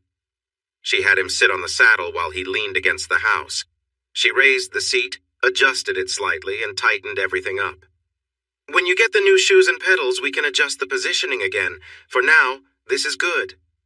She glanced at him and he nodded, feeling comfortable. "Would you like to go for a ride now?" she asked. "Sure. I just need to lock up the house." Tyson went inside to get his wallet, keys, and phone. He found a pocket on the back of his jersey and tucked his things in there after locking the door. Putting on the helmet was much easier now that his hair was managed. He pulled on the gloves last and thought he looked pretty cool in his new outfit. As they walked their bikes over the gravel to the road, Tyson smiled nervously at Miranda. "I used to ride bikes all the time when I was a kid, and when I lived in Europe, everyone rode bikes. So I started again, but it's been years since I've ridden one. This feels a bit challenging. Why don't we just take it slow and get used to the gears and brakes as we ride east along the road?" she suggested. He nodded and swung his leg over the bike. It didn't take Tyson long to find his balance on the new bicycle. It rolled smoothly, and steering felt easy. Miranda gave him tips on using the gears best for the road and the slope. He figured out how to shift gears and, most importantly, how to use the brakes safely so he wouldn't tip forward. They continued east along the road by the lake, picking up speed until they were racing along. It all felt so natural. Christy had been right. Biking was very different from driving. It didn't trigger his past worries at all. He was enjoying himself. Before long, they reached the end of the road where the new road into town began. He noticed Miranda's eager look, took a deep breath, and nodded. She smiled widely and turned left, heading north. He followed close behind her. "Are we going to take the trail or stay on the road?" he asked. "Would you mind if we stayed on the road?" she asked, and he shook his head. "Either is fine with me," he replied. "Road, then." Seeing no traffic on the trail, they rode over a small bump and continued along the smooth road. The pavement rolled easily beneath them, and as they rode, they talked. Most of the conversation was her sharing stories about group rides she had been part of. She mentioned that she didn't ride competitively, but enjoyed the friendships from riding with others. She had tried joining a local cycling club, but found them to be rather exclusive. Miranda looked at him again with hope. "I'm hoping you'll come to love cycling enough that we could start a cycling group together." He laughed. "So far, so good. This is awesome." Her smile was bright. Tyson finally saw the small square object attached to her helmet. His helmet didn't have one. "What's that on your helmet?" "Oh, it's a video camera. I sometimes record my rides," she said. "Is it on now?" "No, I always ask before recording someone. I wasn't sure if you'd mind," she said shyly. "If you want to record, go ahead," he replied. She smiled widely. "This part is so flat and straight that I'll wait to record until we turn back. The original country road has much more to see." Tyson thought about that road and remembered the last time he was there. An uneasy feeling crept in as he thought about the return trip. He focused on riding and felt better. Cycling was so different from driving, which helped ease his worries. He looked forward to feeling the bike move along the rolling and winding road. Soon, Tyson noticed they were nearing the town. He felt a thrill knowing he was doing this without being heavily sedated like last time. His visit was for surgery, which had been tough. He looked around and noticed some new shops. The area had changed a lot, and things were different than he remembered. Sometimes change wasn't always a good thing. "Hey, an ice cream shop!" he exclaimed. Hearing his excitement, Miranda unclipped her pedals, slowed down, and got off her bike. She walked it over to the outdoor tables as Tyson hurried to catch up. "My treat," Tyson said with a smile. "What do you want?" "A single scoop of chocolate, thank you," she replied with a grin as she took a seat at one of the tables. They had the patio all to themselves. Excitedly, Tyson leaned his bike against a table and raced off to the shop. Miranda felt a flutter of joy. Tyson seemed to really enjoy the ride, which was a good sign for her idea of starting a cycling group. She would be happy even if it ended up just being the two of them. As she thought of being alone with Tyson, she recalled something Christy had mentioned. Did he really? A movement caught her eye. Blake Carlington was parking his car nearby. She noticed him checking to see if she was by herself, and she felt uneasy. She turned on her helmet camera just in case. "Where's Christy?" he asked sharply. Miranda didn't like Blake. He reminded her too much of someone who had made her uncomfortable in the past. "I don't know," she replied calmly. "My friend at the bike shop told me Christy spent a lot on a silver Cannondale racing bike, and here it is," he said, stepping out of his car. "This just shows what a liar you are. First, you talked about Vince, and now this." He reached out to touch the bike. "Don't, you can't touch that. Just like you can't touch Christy." She noticed Blake's anger grow as he stared at her. "Watch how you talk to me. Maybe I should teach you some respect." He moved closer, and she suddenly wished she could be more careful with her words. "Hey, step back right now!" Tyson's deep voice broke the tense moment, and Miranda felt a wave of relief wash over her. "Mind your own business, oh!" Blake growled, turning to see Tyson approach. He staggered back a few steps as he took in Tyson's strong frame. The ice cream cones in Tyson's large hands somehow made him seem even more intimidating. Knowing he was a math teacher and almost 60 made the scene oddly funny. She didn't laugh but smiled widely as she took the chocolate ice cream cone from him. As Blake processed what was happening, Miranda noticed his expression change. He glanced from Tyson to the expensive bike Christy had bought for him. "Who are you?" Blake asked again. "Tyson Kane." "Christy's new partner," Miranda chimed in happily. Tyson looked at her, signaling her to stop talking. He frowned at his melting ice cream and moved his tongue around it while she watched with interest. Blake looked at Tyson with clear dislike. "She left me for you?" "No, her reasons for ending it had nothing to do with me," Tyson replied firmly. Miranda snorted. "Christy looks much happier now than she ever did with Blake." Tyson turned to her, looking a bit annoyed. "You're not being helpful." Miranda's eyes went wide with fear as Blake jumped at Tyson, who was focused on her. Tyson's hand swung out, accidentally pushing Blake with his ice cream cone, getting it all over Blake's face. Blake stepped back, struggling to see. Tyson, wary, watched him as Blake swung his fists wildly, hitting a pole instead. The sound of something breaking made Miranda and Tyson wince. Blake stopped and cried out in pain. "That looks painful. I'll call for help," Tyson said, pulling out his phone. After he ended the call, he asked Miranda to grab some napkins from the shop. When she came back outside, a police car pulled up. She gave some napkins to Blake, who was sitting down with a hurting hand, and the rest to Tyson to clean himself up. Miranda switched off her helmet camera and moved the video onto her phone. 2 police officers walked over. "Did someone call for help?" Tyson started to explain when Blake interrupted, saying, "I was attacked." Miranda jumped up, and Tyson gently put a finger to her lips before speaking to the police. He showed them his ID. "I called for help. Mr. Carlington got upset about something Miss Moreno said regarding his past relationship. He decided to react physically." "Liar! This guy hit me with his ice cream. I had to defend myself," Blake shouted, then quickly realized how silly that sounded. One officer looked at Tyson's ID and expressed surprise.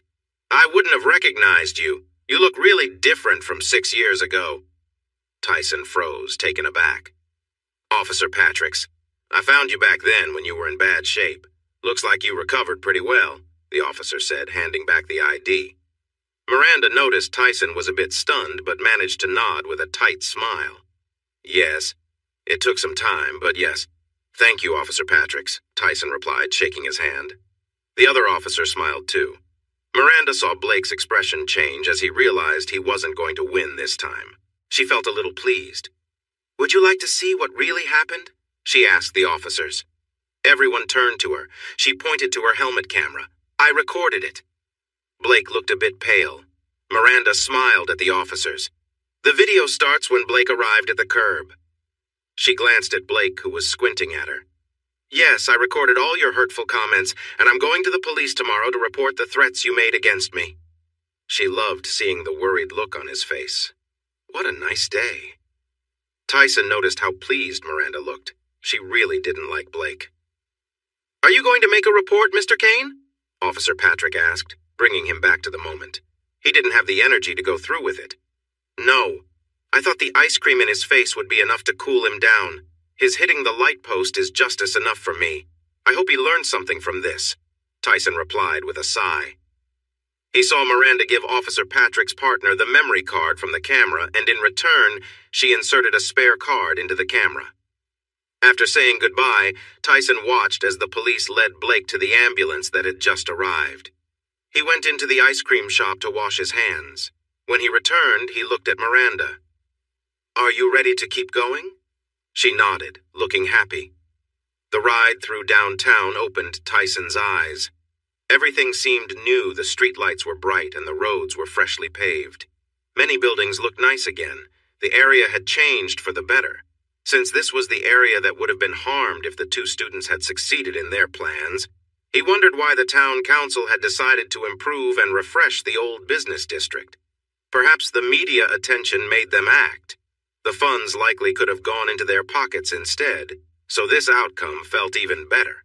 He was glad to see life returning here, with young people and university students enjoying the unique shops and trendy coffee houses. As they got closer to the university, Tyson realized that the distance from his home to these buildings wasn't long or hard to travel. A thought crossed his mind about visiting George. He slowed down, and Miranda raised her eyebrow in curiosity. Do you think it's okay if I just stop by to say hello to George? He asked. She smiled brightly. That sounds like a great idea. Which building? 6 years ago, the math department was in the Clement Hall building, he answered, unsure. It's still there. She rode across the campus and stopped at the bench outside the building. Miranda gestured for him to lay his bike down on the grass beside hers. I'll keep an eye on the bikes. Take all the time you need, she said, pulling her phone from her pocket. He placed his helmet on the bike and walked up the steps to the double doors of the building. At the top, he paused and looked at himself. Dressed in cycling gear wasn't the best way to enter his old workplace. He took a deep breath and sighed. He was retired and didn't have to impress anyone anymore. He opened the door and stepped inside. The administrative offices were just off to the right. George's office was behind those, but Tyson wasn't part of the staff anymore, so he decided to ask the office staff if George was available. He walked up to the counter and noticed 2 young women looking at him.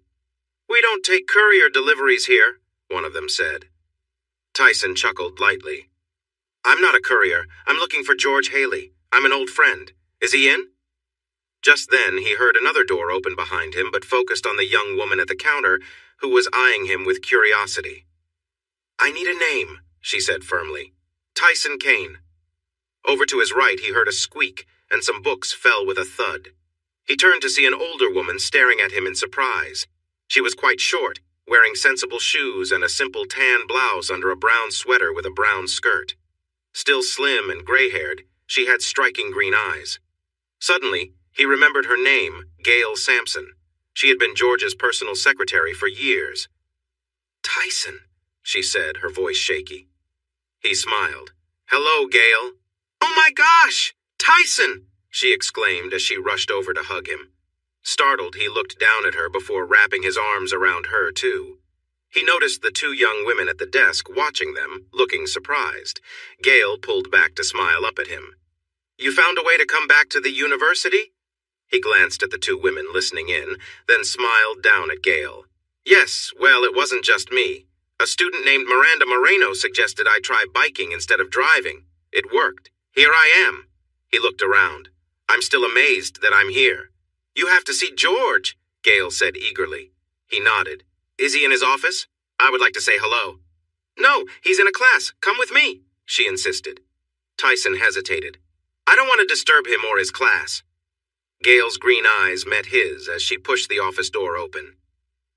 George would never forgive me if I didn't take you to see him right away. She led him up the stairs at the end of the hall to the 3rd floor. The door for the 3rd classroom on the right was closed, and Tyson tried to stop Gail, but she just made a small sound of determination. She knocked lightly on the door twice and then opened it.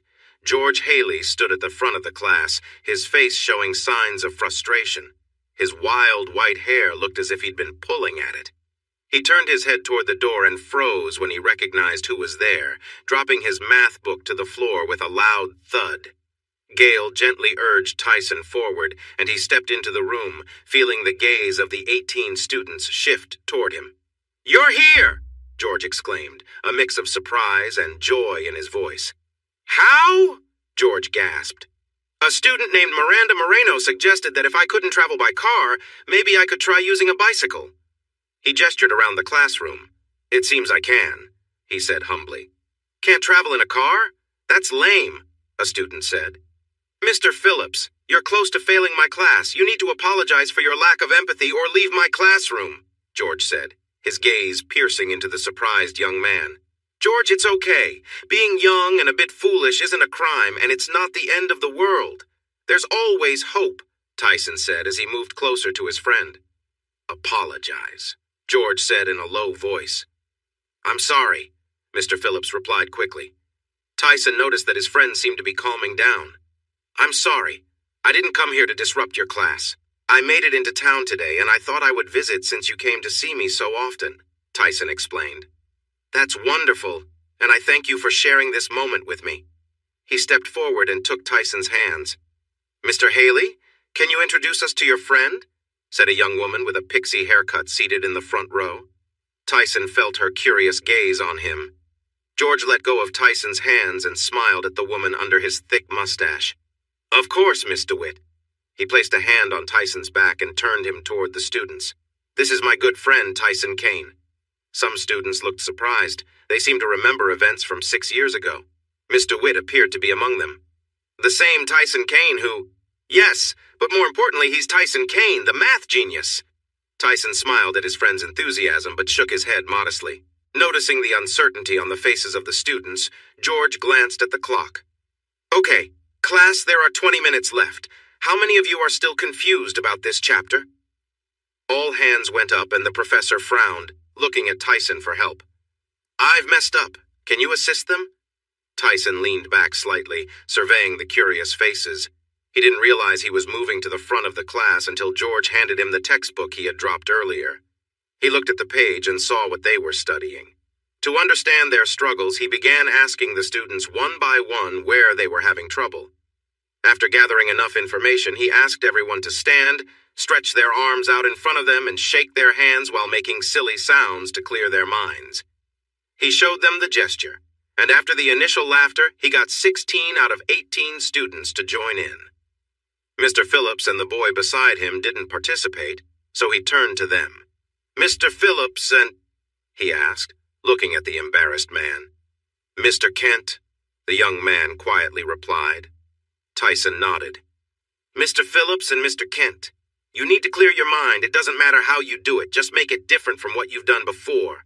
How about this?" He suddenly struck a playful pose, making a funny face. The class burst into laughter. Mr. Kent joined in and copied him perfectly, so Tyson clapped. Mr. Phillips made a half-hearted attempt, and Tyson just gave him a nod. "Awesome. Now that we're all feeling fresh, let me share a little story," Tyson said cheerfully. 12 minutes later, the students were leaving the room, chatting happily, and Tyson leaned back on the desk, feeling a warmth inside that he thought he had lost. Miss DeWitt stopped in front of him. "Thank you for coming today. We all feel better now that we understand. If you'd like to visit more often, we would love that. I would love to see you." She gave him a friendly smile as she joined the others outside. George had a big smile on his face, and Gale leaned against the wall by the door, grinning too. Tyson shook off the friendly vibe. "Thank you for letting me help out a bit. That was enjoyable?" George shook his head. "Enjoyable? Did you see how upset I was when you showed up? This material isn't fun unless you really care about it. You made it sound like a great story. For me, it's hard work. No one seems to listen to me, but you had every student hanging on your words. Not Mr. Phillips." George sighed. Right, not him. He came in with a chip on his shoulder. Tyson nodded. "You can't help them if they don't want it." He looked at George and Gale. "I missed you two." Gale stepped closer. We missed you too. The students missed you as well. They've been listening to George for too long. They need you back. Tyson looked surprised. Just helped George this one time. I'm retired. You did me a great favor and I really appreciate it, George said, giving him a friendly pat on the arm. But you can't deny that you felt the connection, the joy of reaching their minds, and the reward of helping them learn. You are a teacher. Math is your passion. Teaching comes naturally to you. The students left your lesson more excited than they ever have from mine. I love physics, but I'm stuck teaching math classes. They could be yours again, and everyone would benefit. George paused when he saw Tyson was about to argue, so he raised his hands to stop him. We are really excited about the new freedom and mobility you have. Take some time to think about it, and remember, you're always welcome to visit. I think Miss DeWitt mentioned that other things would be great too. George Haley, Gail scolded. I'm just saying, George replied with a grin and a shrug. Tyson hugged George and then gave Gail a hug, which she accepted with a big smile. I should head out now. I left Miranda waiting outside with the bikes. Oh, we should go with you so we can thank her personally, George said excitedly, and Gail agreed with a nod. Tyson led his friends downstairs and out the front doors to where Miranda stood waiting. Gail moved forward and gave the surprised girl a hug, followed closely by George. Thank you so much for helping Tyson get out of his isolation, George said warmly. Oh, it wasn't anything special, and I had my reasons too. I was hoping he'd enjoy cycling enough to join me, she admitted. Gail patted her hand. It was your idea to find a different way for him to get to town. None of us thought of that, and George has been visiting him for years. She gave George a teasing look, and he just shrugged. George watched as Tyson put on his helmet and looked at the bicycle. His eyebrows raised. That's a beautiful bike. How much does something like this cost? Tyson blinked and looked at Miranda, who seemed a bit uncomfortable. How much did Christy spend on the bicycle? He asked. She looked up at him. 6,000, she said quietly. What? Tyson gasped. Miranda bit her lip and glanced at him nervously. Tyson frowned. I need to talk to her about this. George placed a hand on Tyson's arm. The price is small compared to the value of your freedom. Tyson looked at his friend for a moment and then nodded slowly. We should go.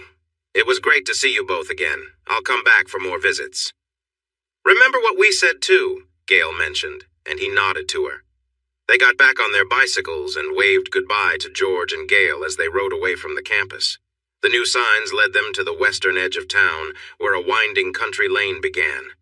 The entrance was blocked for cars, but they rode between the metal posts. They picked up speed, and Tyson began to smile again as the bike glided over the rolling hills and curved corners smoothly. He had to admit it was a well-made bike. Still, he thought 6,000 was too much for Christy to spend on it. He decided he would insist on paying for some or most of it. Sometimes generosity could go too far. On a straight path, he glanced over at Miranda, who was watching him. Are you upset with us? She asked. No, you both had good intentions. I'm sure I could have enjoyed riding a bicycle that cost less than $1,000 just as much as I enjoy this amazing bike. He sighed, truly appreciating the ride. So, does this mean you'll keep going on rides with me? Miranda asked. He smiled as he noticed the road rising ahead. Yes, I would love to go on more rides with you. This is fantastic. Miranda squealed with joy and sped ahead, giggling. He pushed himself off the seat to catch up. He felt like a kid again, and that was a great feeling. Devin Wilson walked through the hospital's emergency room feeling down. Not long ago, he brightened up any room he entered, and the nurses looked forward to seeing him. Now they seemed to avoid him. He couldn't blame them. He knew he was short-tempered these days. 2 police officers waited with a young man who looked confident. Devin didn't entirely relate, but he understood what it was like to grow up in a wealthy family. His parents had money, and he never struggled. He attended the best private schools and went to a top medical college. He was a member of prestigious sports clubs and interacted with rich and influential people. His marriage to Cecily had been more about politics than love, and it ended poorly. After their divorce, he promised himself he would stay away from marriage. Still, for one special woman, he would have happily reconsidered. But that was not meant to be. With a sigh, He picked up the patient's chart and approached them. A quick glance at the clipboard and the way the young man held his right hand told him everything he needed to know. He had likely been sent for X-rays when he first arrived. He would check the results on the terminal after speaking to the patient. The three men turned to him as he arrived. "Hello, Mr. Carlington. I see you've hurt your right hand. How did that happen?" "I punched something hard," was the short answer. "Something or someone? The police are here, which usually means another person is involved," Devin replied. "I was trying to hit someone to defend myself, and I hit a light post instead," Blake murmured. Devin looked at the officers. "Was the other person hurt at all?" "No, Mr. Kane managed to dodge the punch. Mr. Carlington was lucky the other guy didn't retaliate. He's built like a tank," the officer said. Devin felt his head start to spin. "Did you say Tyson Kane?" The officer nodded. "I had heard he was seriously hurt and confined to his home because of personal issues," Devin said in shock. The officer laughed. "I don't know about that, but he certainly didn't look injured to me. He was riding bikes with a pretty girl and seemed really happy. Hey!" Devin quickly walked away from them and dropped the patient file at the nurse's station as a sharp pain hit his head. Kane was cycling with someone inappropriate? No way. He left the building, got into his Porsche Carrera, and sped out of the parking lot. He drove through town and onto the new road heading south toward the lake. He was able to push the car on the open, smooth road, and the view rushed past. When he turned onto the lakefront road, he had to swerve to avoid a young woman on a bicycle. It might have been the girl with Kane. He gestured angrily out the window and sped off. He knew exactly where Tyson lived. He had been there once before. Devin pulled into the gravel driveway and got out of his car. He walked up to the door, his mind racing. He wasn't sure what he would say or do, but he needed to see for himself if what the police said was true. He knocked hard on the door and it swung open. He stood there, staring at the man who looked back at him. Tyson didn't seem hurt or weak. He looked like he was in better shape than Devin. "Wilson, what's going on?" Tyson was caught off guard as Devin hit him with all his strength, sending him back into the living room. He struck him again and again, using every move he knew that could inflict pain. He wanted Kane to suffer.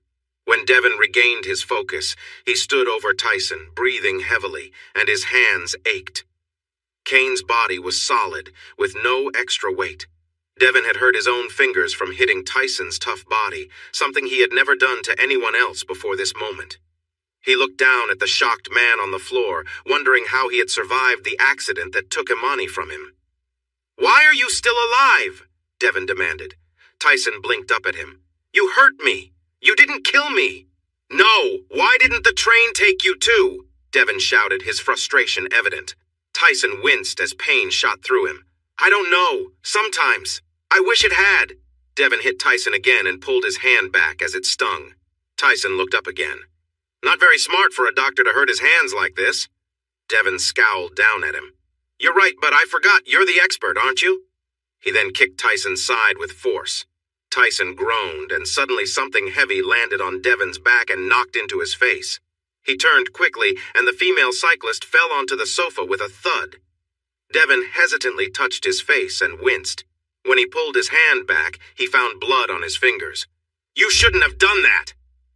Tyson took a step forward, his gaze locked on Devin, whose anger was boiling over. In that moment, Tyson's voice cut through the tension. "Miranda, go!" he shouted, and she quickly jumped up, racing out the open front door. Devin turned back to Tyson, rage etched on his face. Tyson, though hurt and bleeding, met Devin's furious stare with calm determination. "She told me," Tyson said quietly, his words striking Devin like a blow. Devin froze, taken aback. "She told you? Told you what? Did she tell you we were together?" Devin's voice shook as he spoke, his emotions close to the surface. Tyson held his gaze, unflinching and silent, his eyes full of quiet disappointment. "I loved her!" Devin suddenly shouted, his voice breaking with anger. "I would have been a better husband than you! You didn't treat her the way she deserved!"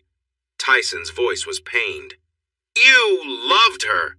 Devin sneered. "If you loved her so much, you should have shown it. Maybe then she wouldn't have turned to me."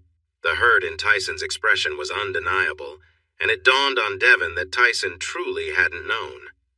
Devin let out a bitter laugh. finding some satisfaction in Tyson's pain.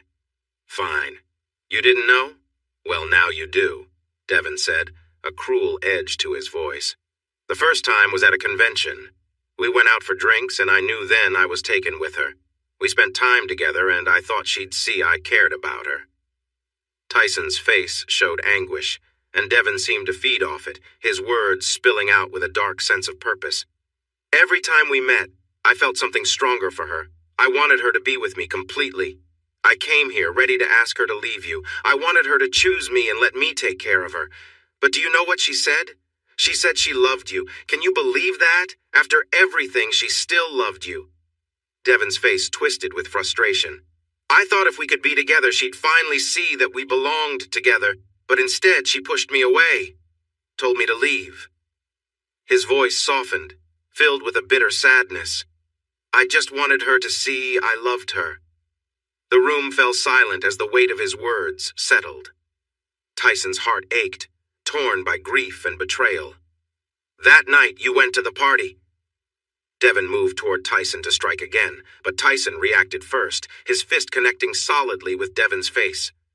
Devon staggered, stunned as the pain shot through him. He barely registered Tyson, who, fueled by anger, managed to land another punch before exhaustion overtook him.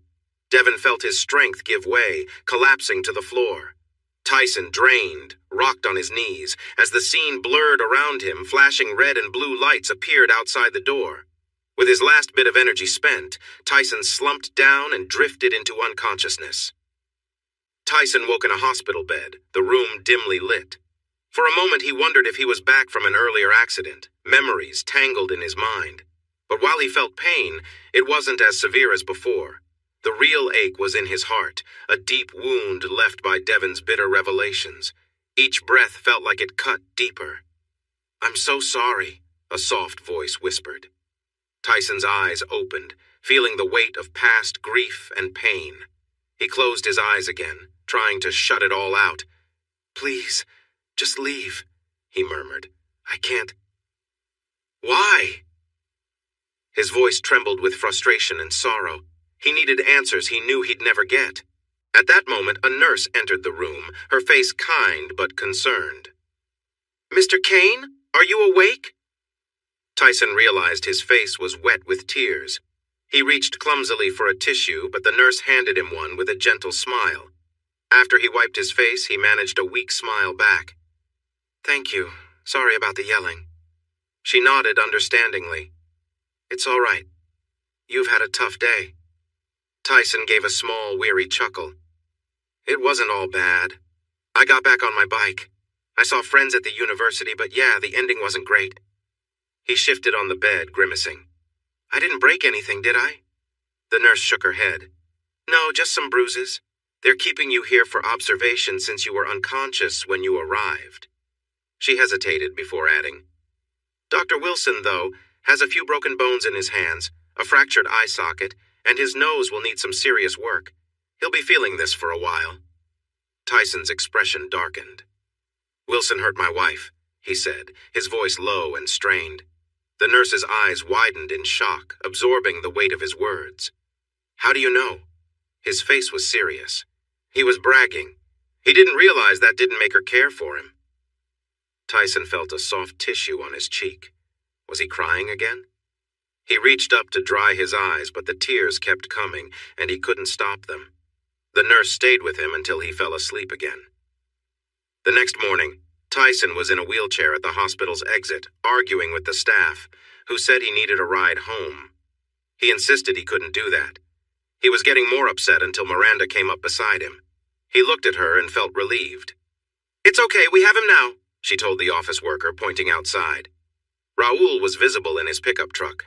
The clerk nodded and walked away. Tyson looked at Miranda with worry. "I can't." She patted his shoulder. "I understand. How much pain are you in?" He blinked at her. "I'm sore, but I can walk." "If you can walk, you can ride your bike," she said and led him outside. Raoul was taking Tyson's bike out of the back of the truck. Tyson smiled at Miranda thankfully, and she returned a bright smile. Then he was confused. "How did you get my bike from my house?" "After the ambulances took you and Wilson away, I used your keys from the counter to lock up your house." Raoul picked me up and brought me to the hospital, but they wouldn't let me see you. This morning, I called to find out when you'd be leaving. We got your bike, helmet, and gloves from your place and locked up again." Miranda took his hand. "When he drove past me on the road, he almost hit me and looked really angry. I felt uneasy, so I rode back and saw him standing over you. I didn't think before I tried to help you. He pushed me off and was going to hurt me too when you stopped him. When you told me to run, I only went as far as the driveway to call the police. He didn't follow, so I came back to your door and listened for the police. I gave them a statement after you were taken away and told them everything I heard." Tyson looked into her eyes. "The police know he hurt her?" Miranda nodded, and after a moment Tyson made a stiff nod. He put on his gloves and helmet as Raoul got Miranda's bike from the truck too. Raoul waved to them and drove away. Tyson carefully got on his bike and took some deep breaths to calm his shaking muscles. Other than some bruises, he felt fine. He followed Miranda out of the driveway and across town to the path leading to the lake. He loved this familiar road and was thankful they could ride slowly without worrying about cars. Miranda was content to ride in silence with him. Before long, they reached the lakefront road and stopped at his driveway. "Thank you so much for bringing my bike to the hospital," he said. "I wasn't happy about the long walk home." He held out his hand for his keys. "My bag is inside," she said. "Your bag?" he asked. "I talked to Christy and told her everything that happened. We both think you shouldn't be alone tonight. Since she is out of town, I'm going to stay with you." Tyson frowned. "I've been on my own for 6 years. I don't need. You know things are different now. I wish I could have been there with you last night. You shouldn't have had to hear that news alone," Miranda said softly. Tyson took a deep breath, feeling tight in his chest. She noticed and placed her hand on his arm as she walked her bike to the front door. Taking out the keys, she let herself inside. She leaned her bike against the wall as Tyson did the same. "You don't have a garage? Is this where you'll keep your bike?" she asked. Still a bit irritated by Christy and Miranda, Tyson just nodded. "For now." He walked to his bedroom and grabbed a pair of shorts and a t-shirt. He then went into the bathroom and closed the door. He wanted to wash off the hospital smell. The water felt sharp against his bruises and he winced. But he pushed through and cleaned his hair and body. When he turned off the water and stepped out, his muscles were shaking. He leaned against the counter, trying to catch his breath. After everything from the night before and his rough ride home, his body was exhausted.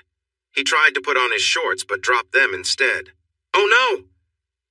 The bathroom door opened and Miranda looked in with concern. "Haven't you ever heard of knocking?" he said, his voice shaky. "You were groaning through your shower and I can see you might fall over. Come on, you've had enough for today. Plus, I've seen you without clothes," she said firmly. She moved closer, wrapped her arm around his back, and helped him put his arm over her shoulder. Miranda guided him out of the bathroom and to his bed. "You look so tired. You need to rest." Tyson wanted to argue, but realized she was right. "Do you want something for the pain?" she asked, as she pulled down the sheets. "No, I'm tired of feeling out of it," he mumbled as fatigue took over. He got under the covers slowly, feeling every bruise, then sighed as he laid his head on the pillow. His eyes were already closing when he felt a gentle kiss on his forehead. He slowly opened his eyes enough to see the blushing face of the brunette beside him, before drifting back to sleep. She woke him up later to share some dinner, soup and bread. Then he fell asleep again. When he woke up again, the house was dark, and he felt warmth in the bed next to him. He saw dark hair spread across the pillow and Miranda's peaceful face as she slept. He carefully got out of bed, trying not to groan at his sore muscles. He quietly left the bedroom and closed the door behind him. He walked over to the patio doors and looked out at the dark lake in his backyard. The moon provided just enough light to see where his property ended and the water began. "The lake doesn't want you." He sighed, knowing this thought would bring back memories of her. He had questions but knew he would only hear answers he already knew. Still, he felt the need to express them. Glancing to his right, he saw Imani standing beside him in her nightwear. She looked beautiful, yet sad. He turned his gaze back to the lake, not wanting to see her sorrow because he was the one hurting. "It seems you didn't need me either," he said softly. I always needed you, Imani replied gently. But I wasn't enough. I was greedy. Tyson raised his eyebrows in surprise at her response. Thinking back to Imani's behavior at the hospital parties, he realized she enjoyed the attention from the men she worked with, which made him think she could be seen as greedy. And I wasn't attractive enough for you. You wanted that too. You wanted to be with him, he said with difficulty. I love you, she whispered. Yet you were with him. Something you never wanted to do with me, he said sharply. An idea struck him. Is that why you didn't do it with me? Yes, she admitted quietly, her shame clear in her voice. He shook his head in disbelief. He couldn't be sure if she felt ashamed or just regretted getting caught since she had never confessed to anything herself. He recalled her words from that night in the car, filled with anger as she accused him of being unfaithful. Hypocrite, he snapped. I'm sorry. I was afraid. Once again he was caught off guard. Afraid? Where did that come from? That's nonsense. He refused to let his mind create false stories. You were so focused on your work that I felt left out. I couldn't be a part of that part of your life. He knew she had felt a bit intimidated by his job, but he had told her he didn't expect her to pretend to be interested in math just for him. They each had their own strengths. Tyson remembered their marriage and thought about his own behavior. Had he been neglectful? He recalled the stolen kisses and hugs in the morning as she hurried to get ready, the laughter, and how she would push him away sometimes. He hadn't done that every morning, and maybe it happened less in the last year of their marriage. But she had never mentioned feeling neglected or unhappy. He shook his head. This didn't explain her choices. He felt like he was just grasping at straws. That's not an excuse for what you did, he stated firmly. I know, she sighed, sounding very sorry. He rubbed his eyes, trying to clear his mind. It wasn't right to think about her feelings in a way that wasn't real. He wouldn't deceive himself. I want you to leave, he said, looking over at Imani, but Miranda was there instead. Oh, he exclaimed. Can I wait until morning? She asked quietly. Morning? Oh, I wasn't talking to you. You can stay, he quickly added. Miranda frowned, confused. Who were you talking to? He sighed, not wanting to pull anyone else into his confusing thoughts. My wife, or rather, the image of her that sometimes appears in my mind for strange talks like this. Miranda's eyes widened as she surveyed the room. You see her now? No, she's gone. I mean, the moment has passed. I don't believe in ghosts, he insisted. Miranda shivered and made a gesture for protection. My mom saw her mom for a few months after she passed. She gave my mom good advice. She sometimes comes back, just for my mom. She locked eyes with him. We believe. He felt tired again, wanting to avoid arguing with her. I'm going back to bed. Miranda took his hand and followed him to the bedroom. They both slipped under the covers and settled in. She turned away from him but reached back, pulling him closer. It took him by surprise. He tried to move away, but she held on tightly. He felt her lips brush against his palm as she held his hand to her face. She gave soft kisses on his fingertips. This made him feel a rush of emotions. He felt a mix of confusion and need. He wanted to stop what was happening, knowing she was much younger than him. Plus, his body was still sore from earlier, making him hesitant. When she adjusted so that he was pressed against her, he wanted to protest. But before he could say anything, she moved closer, and everything changed. Tyson! She exclaimed. She sighed. This feels so good. He couldn't help but agree. It was almost too much to take in. She was close to him, and the way their bodies connected felt incredible, making him want even more. In a quick motion, he turned her onto her stomach. From this position above her, he could feel a different kind of connection that was equally exciting. Yes! Harder! She exclaimed, and he pushed himself to give her what she wanted. Even though his muscles were tired, his need for her was too strong. The room was filled with the sounds of their movements. I'm coming, she said with a thrill in her voice. He quickened his movements, knowing he had to keep going despite his fatigue. As their pace increased, her sounds became more intense. Give it to me! Yes, just like that! She encouraged, as her body responded to the moment. Tyson found it overwhelming. Finally, he pulled back and rested beside her. She quickly snuggled under the covers, surprising him by leaning down to take care of things. After a moment, she slipped out of bed to use the bathroom. When Miranda returned, she cuddled up to him under the sheets, sinking into a peaceful sleep. Tyson couldn't quite drift off. He lay there, feeling her warmth beside him, contemplating where his life was headed. I really like her, he thought. Suddenly he noticed Imani sitting at the bottom of the bed, looking at him with a mix of beauty and sadness. He glanced down at Miranda, who was peacefully asleep, then turned back to Imani. You can go now, he whispered. No, not yet, she replied softly. He frowned. Why not? I can't tell you, she pouted. His eyebrows raised. What a strange situation this was. Soon? He asked hopefully. She smiled and gave a small nod. Then in the blink of an eye, she was gone. Feeling strangely reassured by her words, Tyson began to relax and he started looking forward to the day ahead. There was so much potential. With his heart racing and lungs taking in deep breaths, Tyson grinned at the beautiful girl whose face lit up in the morning sun. Wow, you're really outdoing yourself, Miranda joked as they rode their bikes toward the university. He laughed, enjoying the thrill of cycling again. What had once been a childhood hobby had become an important part of his exercise routine and his main way of getting around between his cottage by the lake and the university. After 6 years of feeling stuck, Tyson's life was finally starting to improve. In the past 10 months, he had begun to reconnect with his old life. The university welcomed him back, and he received a new office down the hall from George's.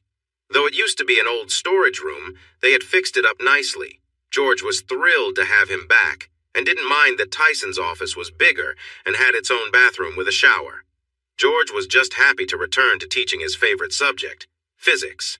Instead of getting a parking spot, Tyson had a bike locker put in since he wouldn't be driving anytime soon. His PTSD made it hard for him to be in a car without needing strong medication. He enjoyed cycling and rode in all kinds of weather. He bought a mountain bike with a rack and bag so he could bike to town for groceries. This not only made him healthier, but also helped him feel more independent. Plus, it saved him from paying delivery fees. His racing bike was his main way of commuting, and every day, Miranda met him outside his cottage to race him to campus. It took months for him to get better at biking until he started winning most of the time. While they both loved cycling, Miranda was no longer in a romantic relationship with him. She had a new boyfriend who treated her well, and Tyson was genuinely happy for her. Christy was doing great in New York. He got regular emails from her, and her career was thriving. She might soon travel to different places as her company planned to expand into Europe, starting with Paris. Christy was really excited about that. During her last visit, she mentioned that she had started dating someone new. This conversation happened after they had spent an evening together that left them feeling confused. Tyson asked if she was comparing her new boyfriend to him, and she admitted she was. They talked about it for a long time and decided to end the physical part of their relationship. Coming back to the present, Tyson waved to Miranda as he turned down the lane toward his building while she continued on. He put his bike in the locker, changed his cycling shoes for sneakers, and locked up. He walked into the building and greeted the two young women at the front office. "Good morning, Leona and Felicity." "Good morning, Mr. Kane," they replied in unison. He paused for a moment, raising an eyebrow as they giggled. "Good morning, Tyson," they greeted following his earlier request. He smiled slightly and walked down the hall to his office. He peeked into George's office. "Good morning, Gail. Is George still in bed?" he asked playfully. "And how would I know that?" she replied with a serious look. Tyson grinned, knowing that while Gail had worked with George for many years, they always kept things professional. Gail was a private person, and he didn't think she had a romantic partner. She seemed content without one. Tyson didn't quite understand asexuality, but he respected her choices. It was still fun to joke around with his friends. "You manage so much for him. I figured you went to his place each morning to make sure he got up. The man really relies on you." "I'll admit that might be true, but I keep my help to the university," she replied with a tired sigh. "Helpless?" a voice grumbled from behind Tyson. He turned to see George standing there in a wrinkled suit and looking tired. Tyson raised his eyebrows.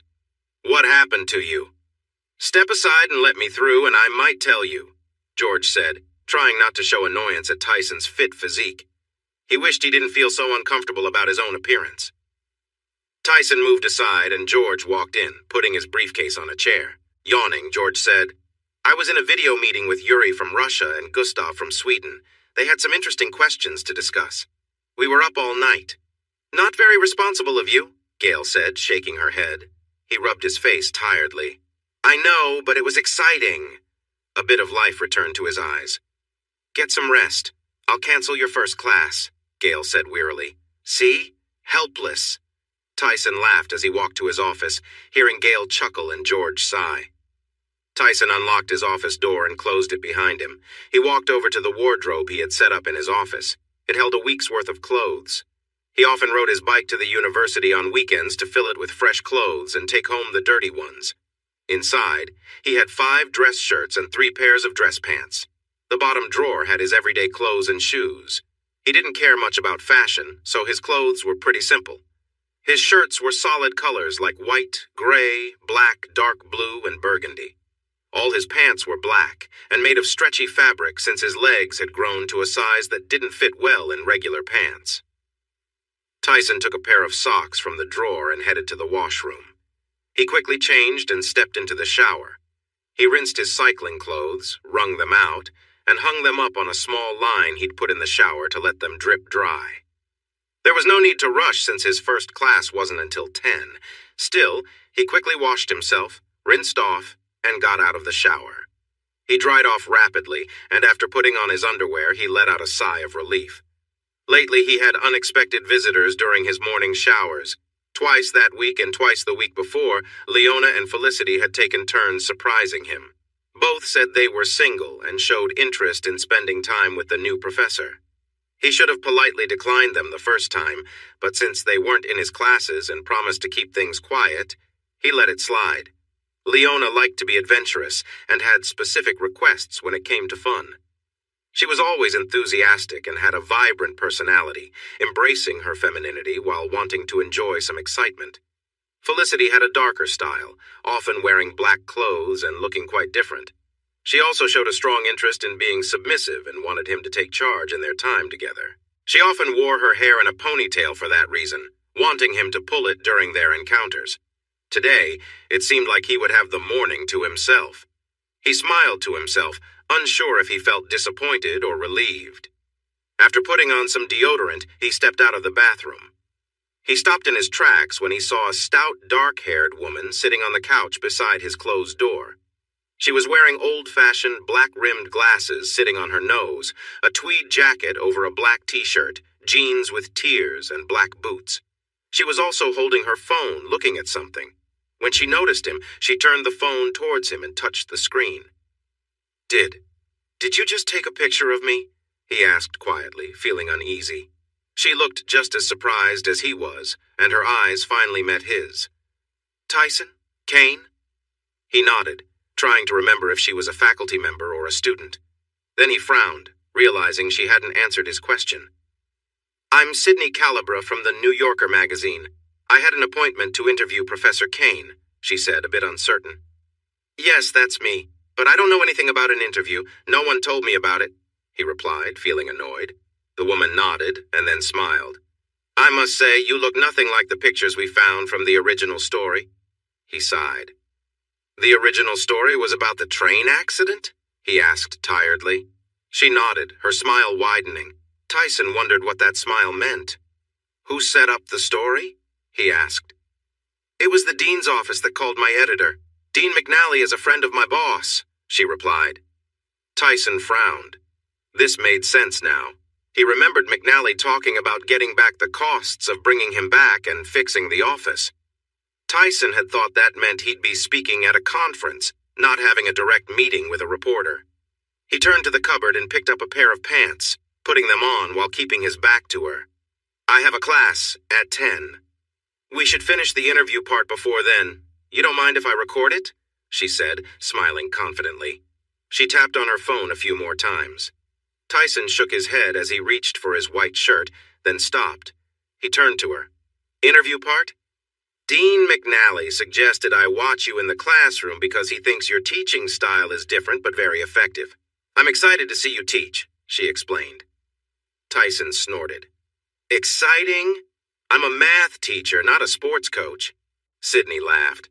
But you don't look like any math teacher I've known. You look like someone who takes fitness seriously. He sighed and grabbed his black shirt. His students seemed to like this color on him. He thought about how hard he had worked to get into shape since the accident. He noticed her taking another picture and frowned.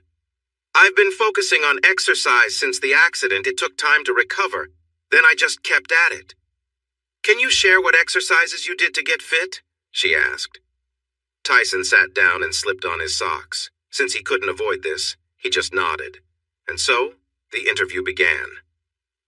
That's right, Miss DeWitt. Does anyone have questions about how she found the answer? Tyson looked from the petite brunette to the faces of the 23 students in the tiered classroom. Even Mr. Phillips, who was taking the class again after failing last year, seemed relaxed and wore his usual smug look. Tyson nodded at Miss DeWitt, signaling her to return to her seat. She walked back a bit playfully, aware he was watching her. Her cheeks were slightly flushed when she sat down. She was retaking the course to boost her grade. She had passed before, but she enrolled again when she learned he was back. Tyson knew she had another reason for being in his class again. On her first day, she'd asked him to grab a coffee and a snack. It was clear what she really wanted. He told her he would enjoy a coffee, but he couldn't have snacks with students in his class. She looked at him and asked if he could help a student who had passed his course. He replied that the student would need to improve by 10 points from their last effort. So, yes. She accepted the challenge, and as things progressed, she was likely to exceed the grade by 20 points. With only 2 weeks left, her playful behavior was quite bold. He felt lucky to teach a course that could be graded entirely on students' understanding through tests. He didn't worry about participation or personal opinions. This semester's group of students was bright and eager to learn. He addressed the class. All right, we have a review next week, followed by the final exam. I think we're going to see some great results. Does that mean we can skip review week? Mr. Phillips joked. He smiled. I said I was optimistic, not foolish. See you all next week. The class laughed and packed up as the bell rang. Tyson leaned back against the desk at the front of the room, feeling a warm satisfaction in his chest. He truly enjoyed teaching. As the students left, a journalist who had been observing him approached from the side of the room. He suspected she had taken some extra photos of him, too. I see it now. You have a different way of teaching that really connects with them. She glanced to her side as Miss DeWitt left, smiling back at Tyson. Some students seem more eager to connect than others. She studied him, curious if he might share anything confidential, but he simply waited. She sighed. Are you really saying you've never thought about accepting any offers from these eager young students? I won't ruin this school's reputation with any scandals. I would never get involved with a student from my class, and I make sure to gently discourage any who show that kind of interest. You pointed out they're young. I could be their grandfather, he admitted. Sydney stopped and looked at him. Wow, I keep forgetting you're nearly 60. He smiled softly. I am 60. She blinked in surprise. Then her grin returned. You don't look like any 60-year-old I know. He shrugged. I need to prepare for my next class. Did you get all the information you need for your article? Actually, I was hoping we could continue this interview over dinner. I'd like to learn more about how your life has changed since the accident, she said with hope in her voice. I have a rental car, so I can drive us anywhere you'd like. My travel budget covers dinner. His expression became serious. I don't use cars anymore. I ride my bicycle to work. He noticed her interest in this fact and her disappointment about not continuing the conversation. While he wasn't eager to discuss his life, he felt he should give a good interview. If you'd like to join me for dinner at my place tonight, I can share the address. I have a nice roast cooking. Are you vegan? She smiled broadly and waved her hand across her full figure. Not vegan. I eat all kinds of food. He smiled back and gave her the address, which she saved in her phone. Sydney looked up from her phone. Do you know where George Haley is? Can you tell me what he looks like? His office is just down the hall from mine. He looks a bit like a younger Einstein, Tyson said. She laughed. I've met him. He helped me find your office this morning and told me to wait in there. Did he know you would be in such a state? Tyson rubbed his face and nodded. He likes to create a little trouble. I had just been teasing him about how he needs his assistant, Gail. This was payback. "Are you friends?" she asked. He nodded with a warm smile. "Yes, he's my best." Tyson paused, thinking of someone who once held that title. He cleared his throat and turned to gather his notes. "I'll see you tonight at 7? Sydney watched him. "Yes," she replied. With a nod, Tyson motioned for her to go ahead, then locked the classroom door before heading to the washroom for a moment of privacy, expecting she wouldn't follow him. George looked up when he heard a knock. The journalist he met earlier was standing there, smiling. He smiled back. "Nice trick you played on Tyson this morning," she said. George chuckled. "Glad I could help." She grinned, showing she held no resentment. She stepped inside and sat down in front of his desk. "It might have made things a bit awkward, but it gave me a great angle for my story. My editor will be happy, so thank you." George nodded again with a smile. "Who is Tyson Kane's best friend?" she asked directly. His smile faltered before he nodded slightly. "These days, that's probably me." "So it used to be his wife?" she asked. He nodded, raising one eyebrow. He sighed. "His best friend once was a woman named Ashley Collins. They grew up next to each other and were very close until he went to Europe for school. While he was gone, she married the previous dean of the university, Franklin Dunnings. Ashley helped Tyson get his job here." He paused, preparing to explain further. "At Franklin's retirement party, Ashley's marriage ended badly. After that night, Ashley disappeared and went to Europe somewhere. We haven't heard from her since." George could see thoughts swirling in the reporter's mind. Finally, she spoke. "Childhood friend and wife. Friends or rivals?" He frowned. "I don't want to guess about that, and I strongly suggest you don't bring it up with Tyson." The woman looked at him, then nodded. She got up quickly. "Thanks again for your help this morning." George nodded as he watched her leave, feeling a bit uneasy. He thought about where this story was going and hoped the dean would review it before it got published, for Tyson's sake. Sydney had a lot of great material for an interesting story. Tyson's change from a chubby bear before the accident to a fit tiger afterward and his exceptional teaching, both before and after, made for fascinating reading. She needed to learn more about what he was like before the accident and his friendship with his old best friend. She stopped to talk to the two women at the small office. "Hi, I'm Sydney Calaber from The New Yorker. I'm working on a story about Tyson Kane." The women smiled broadly, clearly fans of Tyson.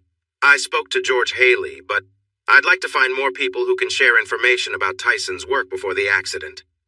The two women exchanged glances, and the one with a ponytail seemed to have an idea. She turned to her colleague.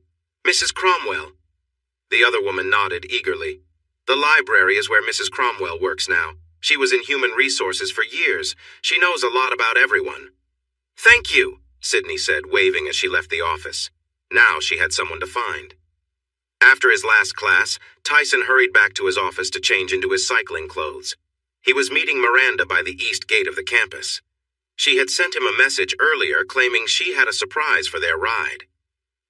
They were taking longer rides out into the countryside now. As he opened the bathroom door, he came face to face with Felicity. She looked up at him, appearing worried. "Felicity? What's wrong?" he asked. "That writer from the magazine, the one doing the story about you?" she said. He nodded. "She was asking for the name of someone who worked with you before the accident." She took a deep breath. "We told her about Mrs. Cromwell." Tyson squeezed his eyes shut and pinched the bridge of his nose. "One of my contacts let me know that she overheard them in the library talking about Devin Wilson." Felicity looked very unhappy. Tyson gritted his teeth at the mention of the man. He truly disliked one person, and that was Devin. He had crossed a line with Tyson. Tyson had received help from Imani. His mood was sinking when suddenly he felt a slim, young figure cling to him. "I'm so sorry," Felicity said, her voice shaky against his chest. He looked down into her warm brown eyes and saw her regret and desire. He gently held her ponytail, and she looked at him with wide eyes. Tilting her head back, he kissed her softly, and she responded with a light sigh. He explored her lips slowly, enjoying the moment. Finally, he let her deepen the kiss as his other hand found a sensitive spot through her thin sweater. Felicity's hands moved to touch him, showing her eagerness. Feeling her excitement rise, he pulled back slightly, their last kiss lingering on his chin. He gazed into her eyes, which were filled with longing. "Join me," he said softly. Felicity needed no more encouragement. She knelt and gently pulled down his pants. His breath deepened as she kissed him softly. With her face close, he couldn't tell if she needed air, so when he felt her fluttering against him, he guided her back so she could breathe again. They playfully exchanged movements, feeling the tension build. Tyson placed his hands on her head, leading a steady rhythm. Felicity touched herself, clearly caught in her own moment of joy. She gasped as a wave of pleasure took over her. Tyson could feel his own pleasure rising, and he let it flow, feeling an overwhelming sense of satisfaction. He enjoyed the moment before slowly guiding her away, making sure she savored every bit. As she looked up at him, a hungry look in her eyes, he smiled but checked the time and realized he was running late. "Oh no, she might leave without me," he exclaimed, quickly helping Felicity to stand. He pulled up his shorts, kissed her again, and saw her return his smile. "You were wonderful," he said, but he didn't have time to linger. "Could you please lock up on your way out?" The office workers had keys, so he was confident it would be done. Felicity nodded with a smile. He couldn't help but wonder what was making her so happy, but he put it out of his mind. He nodded back, slipped on his shoes, and hurried out the door. As he raced down the hallway, he paused to lean in the doorway of George's office, where George was talking to Gail. They both stopped when they saw him. "Have a good night," he called out as he continued on his way. He thought he heard Gail say something, but he needed to keep moving to avoid being late. Checking his phone, he saw a message from Miranda. "Heading east on HWY 18. Catch up." He noticed she had just left, so he knew he had to pick up the pace, but he was determined to reach her. He ran to the bike locker and quickly worked the lock. "Professor Kane?" He turned and saw Miss DeWitt standing nearby with her books. Her eyes widened as she looked at him, which made him aware of the time slipping away. He quickly turned back to the locker as he took off his shoes. "Yes?" He switched to his cycling shoes and put his sneakers away, but she hadn't said anything yet. He turned back to her as he adjusted his shoes. "I'm really in a rush. Is there something I can do for you, or can it wait until Monday?" He noticed she seemed a bit distracted, staring at him in a way he didn't understand. "Monday?" she asked, sounding a bit breathless. "Yes," he replied, surprised. "Great. I will see you then." He rolled his bike out, locked the locker, and gave his bike a quick check. Time to go. With one last smile at the pretty woman, he jumped on his bike and sped off.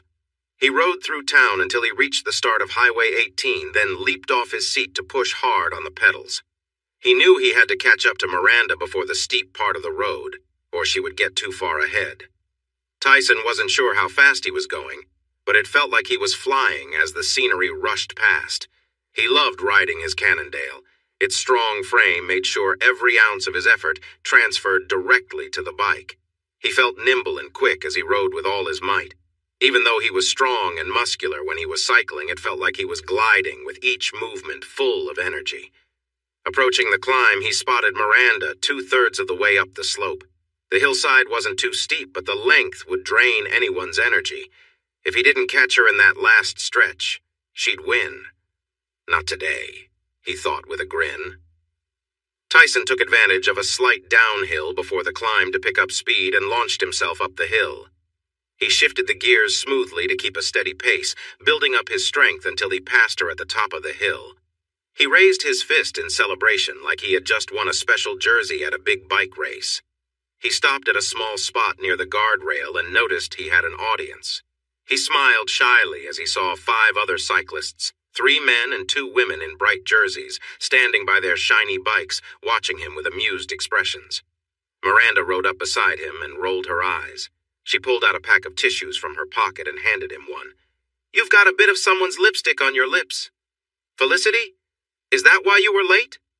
He was taken aback by her tone as he wiped his lips. He looked at the tissue and saw there was quite a bit on it. He glanced back at her. "Sorry for the holdup. I tried to leave as quickly as I could." He tucked the tissue away.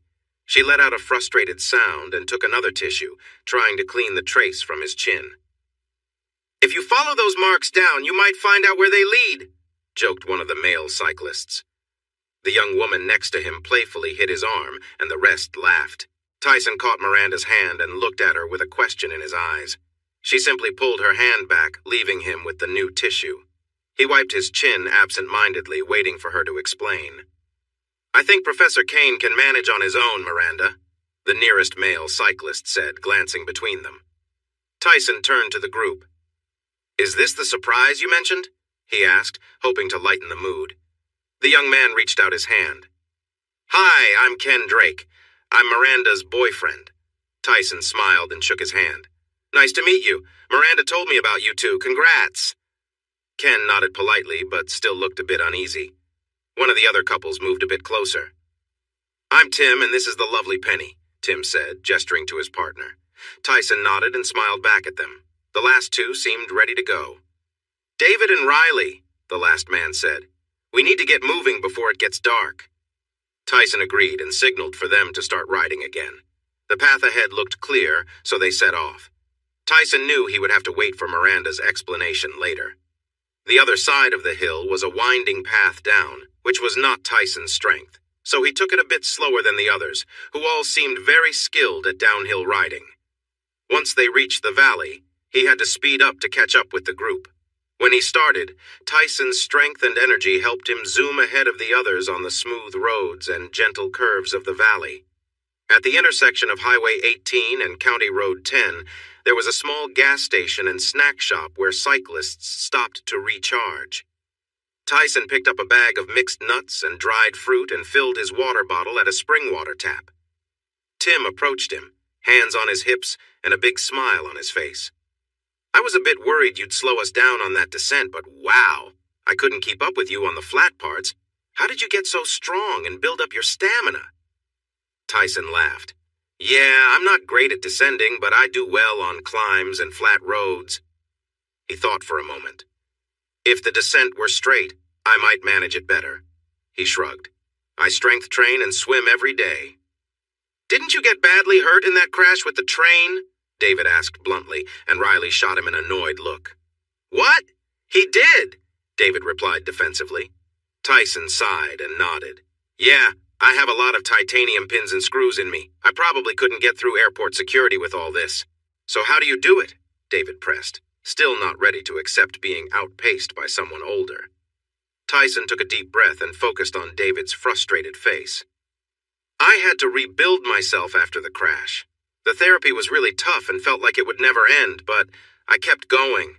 I had to learn to walk again, and I won't be able to jog or run anymore.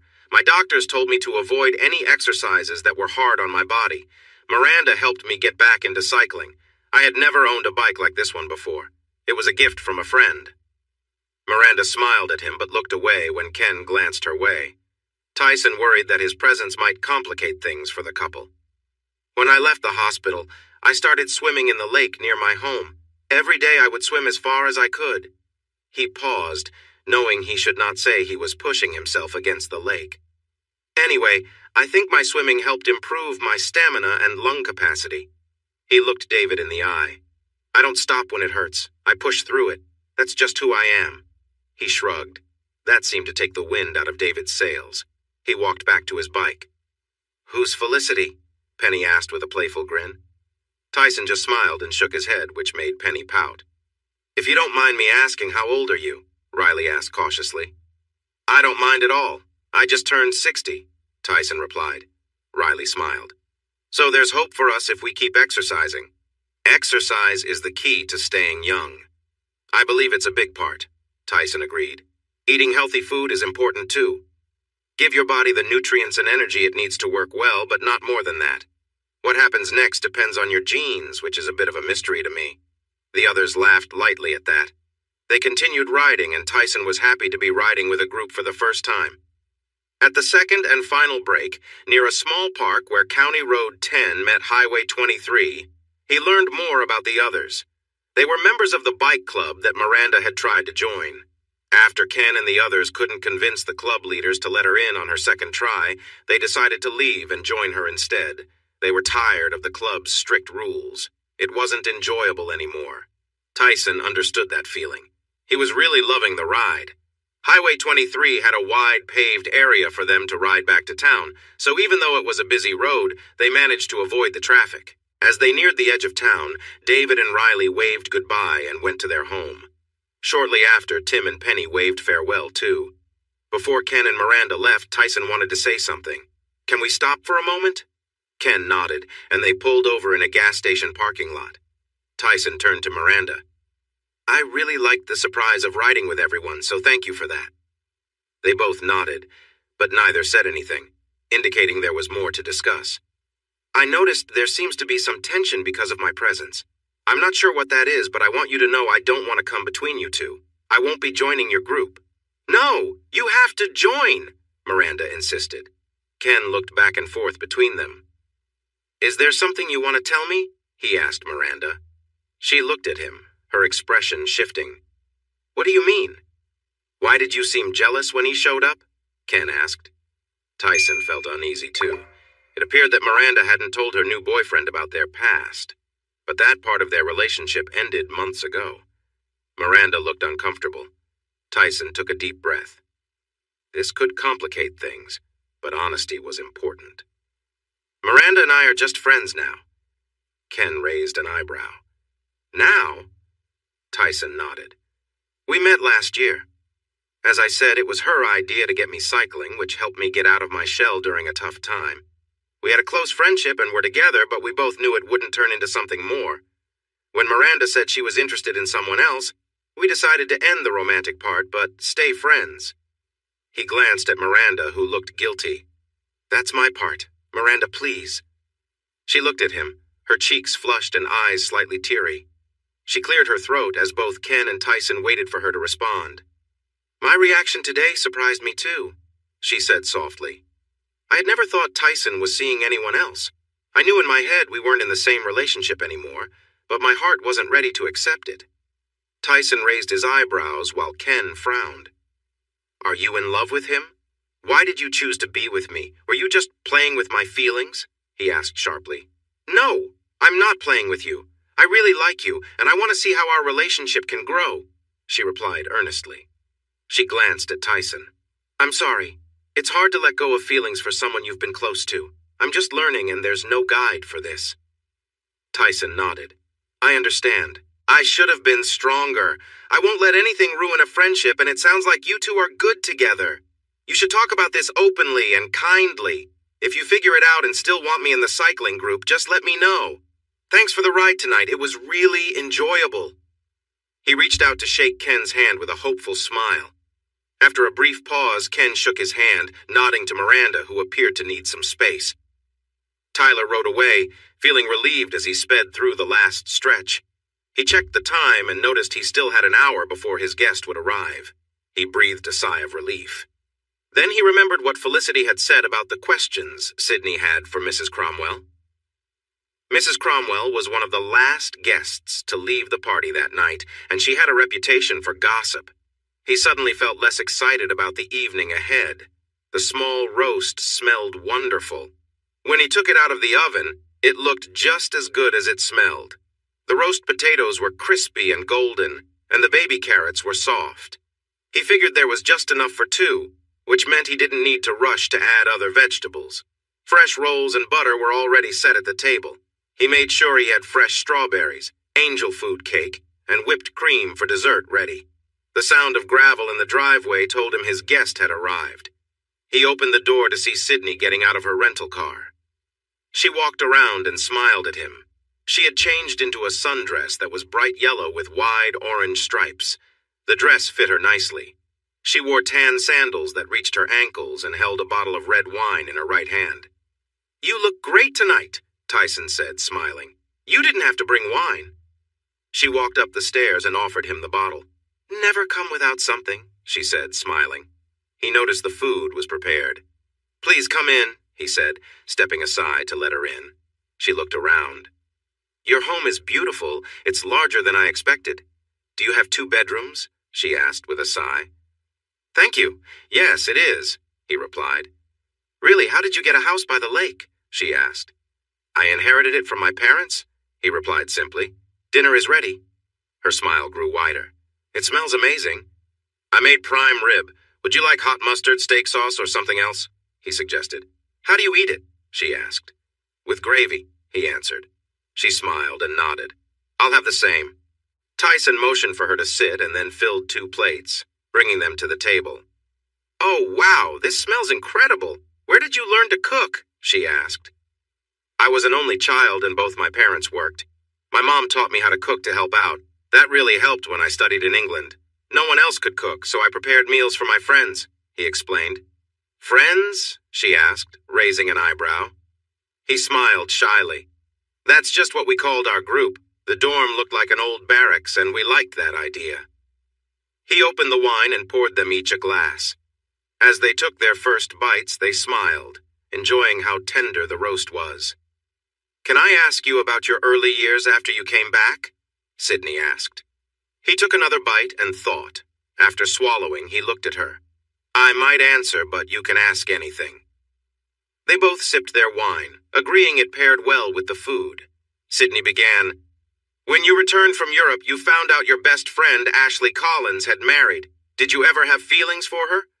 He looked at her seriously. I see we're getting into the tough questions. Well, no, that never happened. But you wouldn't have said no, she said, raising an eyebrow. Tyson looked at her thoughtfully. It doesn't really matter. There was no chance. I came back and she was married. Then I met Imani, fell in love, and we got married. Years went by before Ashley's marriage ended. Then Imani had her accident. I found out Ashley had moved to Europe. It's all in the past. We both moved on. Sydney shifted the topic, asking lighter questions about his childhood, focusing on fun stories of growing up and adventures with Ashley. They enjoyed their meal and continued their conversation. Finally, Sydney looked around at the photos on the walls. I recognize your wife in some of these pictures, she said. She was very pretty. Tyson just nodded and kept eating. I don't recognize the young blonde in the photos, she said, pointing to pictures of Christy. He looked at them and then back to his plate. That's Christy Taylor. She helped me get out of my shell. Another friend, Miranda Moreno, suggested cycling as a way for me to get around. Christy bought the bike I used to get to campus. He smiled as he remembered how they had argued about whether he should pay her for it. She was such a strong-willed young woman. He noticed Sydney watching his smile with a knowing look. What about you? Do you have someone special in your life? He asked, changing the subject. Her smile grew wider. Yes, I'm married. It's been 3 years. Her name is Phoebe, and she's a nurse. She held his gaze with confidence. A nurse in New York City. That must be a hard job, he said. And she nodded, pleased that he was being open-minded. It's nice to see someone your age who thinks that way, she commented. Tyson laughed.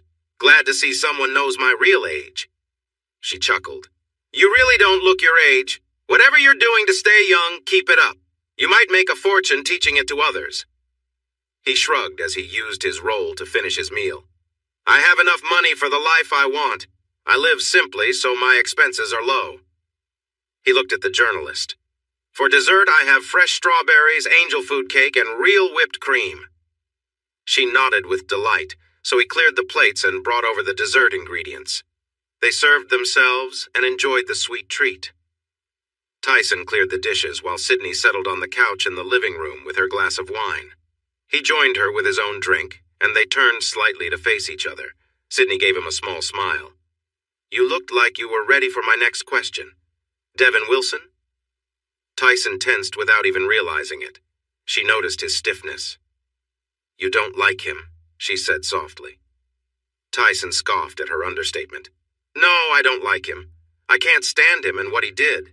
As embarrassing as his affair with Imani was for me, I want him to be known for his actions. Did you press charges? Sydney asked. Tyson nodded. I don't expect much from the courts since all I have is his confession. Imani never told me about the affair. His mind flashed back to the image of Imani's eyes just before the train hit. He remembered her looking guilty, but he knew those memories were shaped by what he now knew. The thought made him tense up. Tyson, are you okay? Sydney's worried voice broke through the fog in his mind, and he opened his eyes to see her leaning over him, looking concerned. He felt his muscles twitching and tried to relax. Yes, sorry. What happened? She asked as she sat down on the couch beside him. I had a flashback. It was about the accident. The last time I talked to Imani, we were arguing about Ashley. Imani thought I liked her. Wow, that's rich, Sydney said. Tyson raised an eyebrow at her. Sorry, she added, looking a bit embarrassed. After a moment, when Tyson felt steadier, he nodded. I was upset, so I brought up how she acted around Devon. This was right before the accident. He hadn't meant to say that, but the words just came out. Oh no, I'm so sorry, Sydney said softly, clearly shaken by what he shared. Do you have enough for your article? Can we end the evening now? I'm a bit tired, Tyson asked. He wanted to stop talking. Oh, sure. Yes, I have enough, she replied. Tyson stood and walked Sydney to the door. She turned and hugged him. You're a good man, Tyson. Just my opinion, but you didn't deserve any of this, she said. He hugged her back. Thank you. Take care out there. With a final look, she nodded and left. He watched until she drove away. He locked the door and picked up the empty wine glasses, taking them to the kitchen. He focused on washing the dishes and cleaning up, losing himself in the simple tasks. When he was done, he noticed there was still half a bottle of wine left. He poured himself another glass, turned off all the lights, and sat on the couch, watching the flames flicker in the small wood stove. Sipping the wine, he tried to push away any thoughts other than the fire. I hurt you, he sighed as her voice echoed in his mind. Yes. He was too tired to fight the illusion tonight. That was never my intent. The flames played with the wood, and he enjoyed watching the fire. It felt safer than the voice. It didn't matter. You ruined everything good. You broke me too, he said tiredly. No, you're stronger than ever. He frowned at Imani, who sat at the far end of the couch. Beautiful, beyond reach, and deeply sad. I wish you had lived to see this, he said, gesturing to himself. Looking away, a single tear rolled down her cheek. Tyson suddenly stood up, filled with frustration. He moved to the patio doors and stepped outside into the backyard. He walked down to the sand and stood, gazing out at the calm water. The sun had just set, but there was still enough light to see. He looked up at the clear sky, free of clouds. The night was calm and quiet. After taking a moment to enjoy this calm, he breathed deeply to relax himself. This helped him regain his clear thinking. His thoughts were tangled with emotional issues tonight. It was overwhelming. I'm sorry. Please stop saying that, he said softly. He looked to the side and saw Imani standing there with her hands clasped together. She looked both lovely and troubled. He turned to her. I don't want to hold on to anger about you. I loved you. Yes, there was a mistake, but staying angry won't help. I only need you to leave. It's been 7 years. Please let it go. I can't, not yet. He turned back to the water. Why is this happening? The lake doesn't want you. I get it. I don't need to hear it again. He sighed tiredly and noticed she was gone. He was by himself.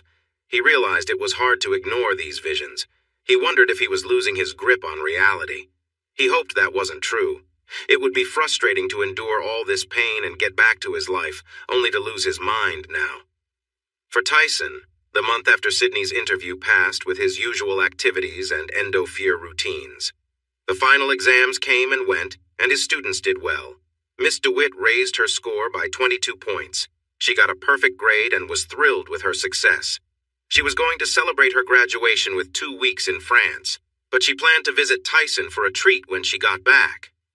Miranda sent him an email to apologize, saying she would need some time to focus on her relationship with Ken, who felt a bit insecure about her feelings for Tyson. He replied that he understood. Although he was sad to lose a riding partner, her relationship was more important. On a solo weekend ride on the same path where he had met Ken and his friends, Tyson met the town's official cycling club. About 18 cyclists, mostly young men, caught up to him at the start of a downhill section and tried to leave him behind. Tyson pushed ahead, weaving through the group. Some managed to stay close behind him, but when he reached the front on the long, straight stretches and gentle curves, he pulled ahead of them one by one until only one cyclist remained with him when they reached the small gas station parking lot. The young man was too tired to talk, so Tyson went inside to grab a bag of dried fruit and nuts. The group was coming in as Tyson stepped back outside to fill his water bottle. He smiled at the cyclists who watched him munch on his snack with tired expressions. One of the young men, the first one he overtook on the straight stretch in the valley, walked over to him. "I'm Peter Hamlin, president of this cycling club. You really surprised us. None of us thought you could be that fast, and we certainly didn't think you could keep that speed for so long. Did you leave us all behind?" "Tyson Kane. One of you managed to keep up with me." Tyson looked around and pointed to the man resting under a tree. "That guy. He was determined." He looked back at Peter and noticed the man's face turning red. He raised an eyebrow in curiosity. "Tyson Kane? The professor? You're older than I thought?" Peter exclaimed, and everyone in the group turned to look. Tyson smiled at the man's surprise. "So?" "Forget it. I was going to ask you to join our club," Peter said quickly. "So my bike skills impressed you, but now that you know my age, you don't want me? Ken was right. This club is not for me." Tyson shrugged and walked back to his bike, filling his water bottle at the spring water tap. He got on his bike, waved, and pedaled away from the parking lot. He was really enjoying his newfound freedom. He had no desire to return to driving a car. With summer coming, he wouldn't have to make weekend trips to the university, giving him more time for personal rides. He was even considering bike camping that summer. He had time to spare. Riding past the hospital, he felt happy remembering that Devin Wilson no longer worked there. Being charged with a serious crime against one of the hospital's well-respected administrators had finally led to action from hospital management. For once, they didn't protect their top surgeon. He lost his job and likely won't work in a hospital again. Tyson stopped for ice cream and thought back to his first ride with Miranda, smiling at the memory. She and Christy had pulled him out of the shell he had built around himself. He hadn't found a way out on his own. They had helped him break free from a rut, and if they hadn't stepped in, he might still be stuck there. He rode home slowly, trying to enjoy the day. He had no other plans. Maybe he'd light the grill for dinner. He would have invited George, but his friend was in Austria visiting others, and that was the extent of Tyson's social life. Just one friend. That felt a bit sad. Barbara, his neighbor, was away visiting one of her children's homes. He thought about Christy, who was living her dream in New York City. Miranda and her partner were on a road trip through the States. Even Leona and Felicity were away for the summer. He wasn't sure if they would return in the fall. Tyson felt a bit down. He had spent 5 years alone, and it hadn't bothered him at the time. But now, he found himself wanting to connect with people again. He realized he truly missed Imani, even the way he imagined her. Since his dinner with the journalist, she hadn't appeared in his thoughts. He longed to talk to the real Imani, not just his memory of her. He thought her distance might have been because she was unhappy with him, and he needed clarity on that. He hadn't seen the article that Sydney wrote. He started to worry about it being published, unsure if he would read it at all. If anything, he planned to ask George and Gail to read it and share their thoughts. As he reached the end of his driveway and got off his bike, he saw a small red Fiat 500 parked on the gravel. Miss DeWitt was sitting on his steps, unaware of his presence as she typed on her phone.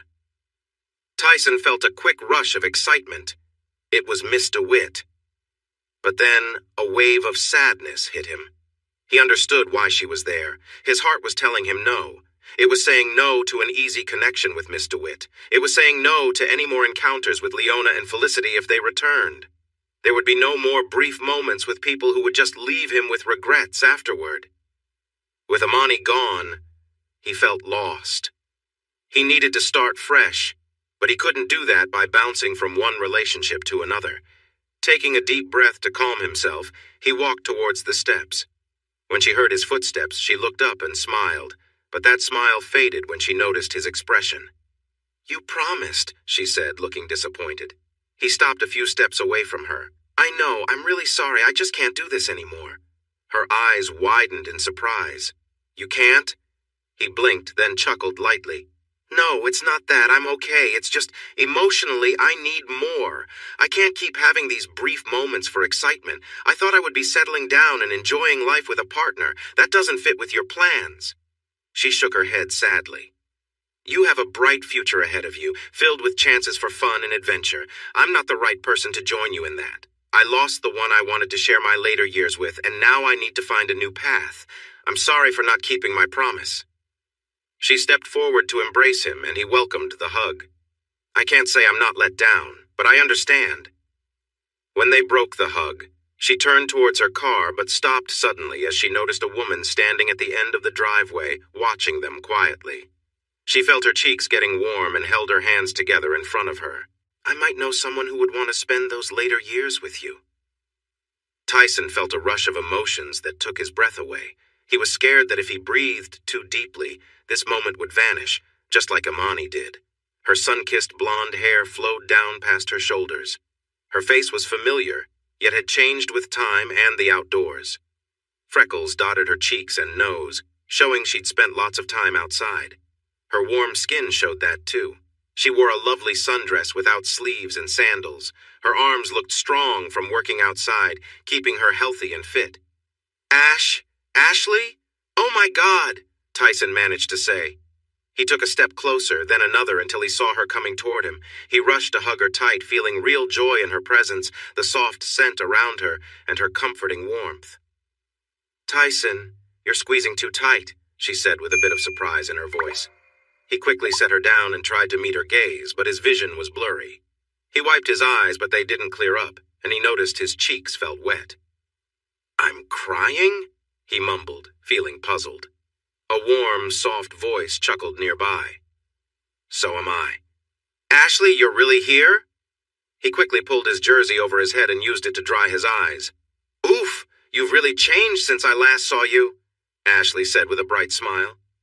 Tyson heard a sigh of disappointment nearby. After blinking a few times, he finally saw Ashley clearly.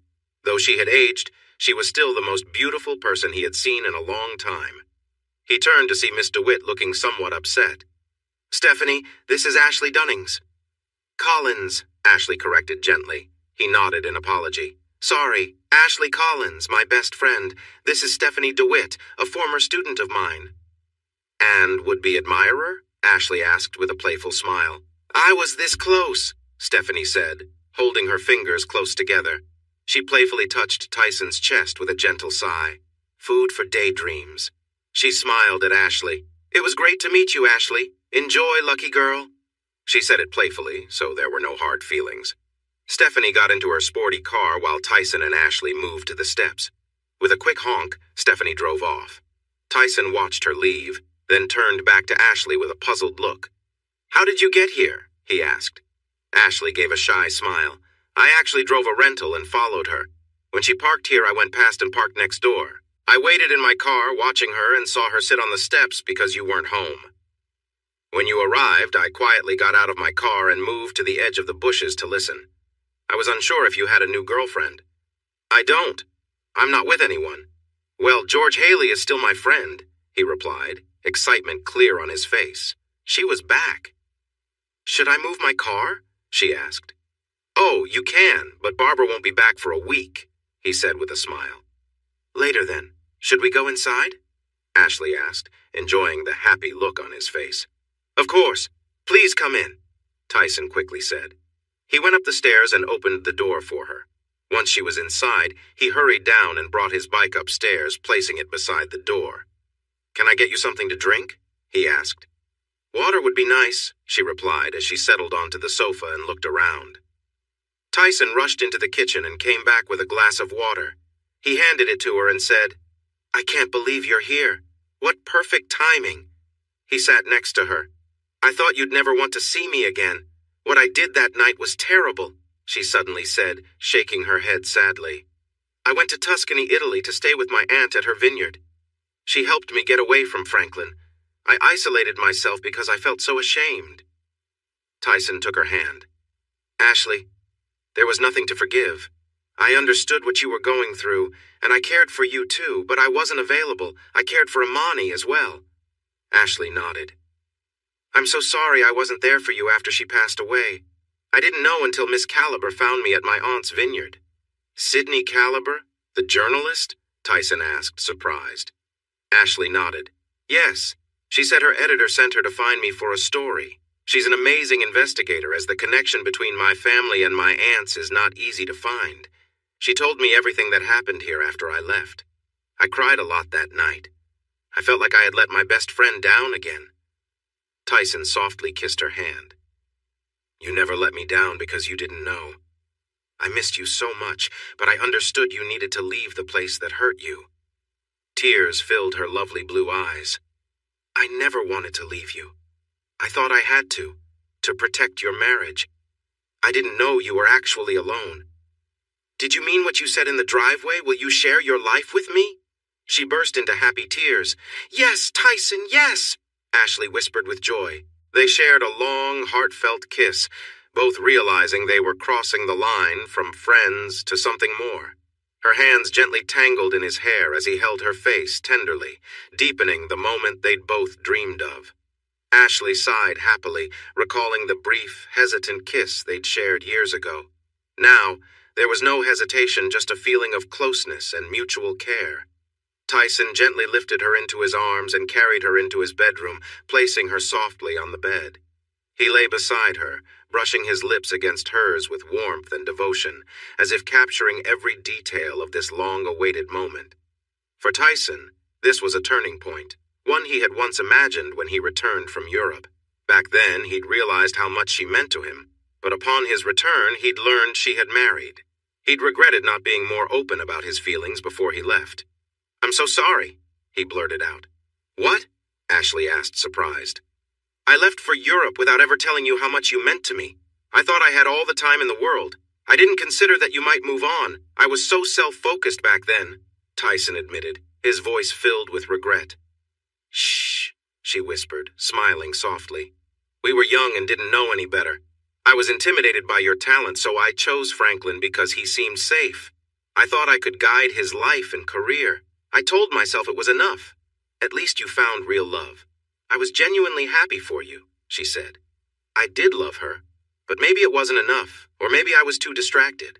I think I've always struggled with being wrapped up in my own world, Tyson replied, feeling the weight of his past mistakes. Ashley placed a comforting hand on his. If she didn't tell you how she felt, how could you have known? They shared another gentle kiss, pausing afterward, their foreheads resting together as they took a deep breath, savoring the moment. Ashley, I've missed you more than I can say. I love you, Tyson confessed. I love you too, she replied softly. I think I always have. Tyson chuckled, shaking his head. Why are we men so blind? We can't see what's right in front of us. Well, you see me now? She asked, her voice tender.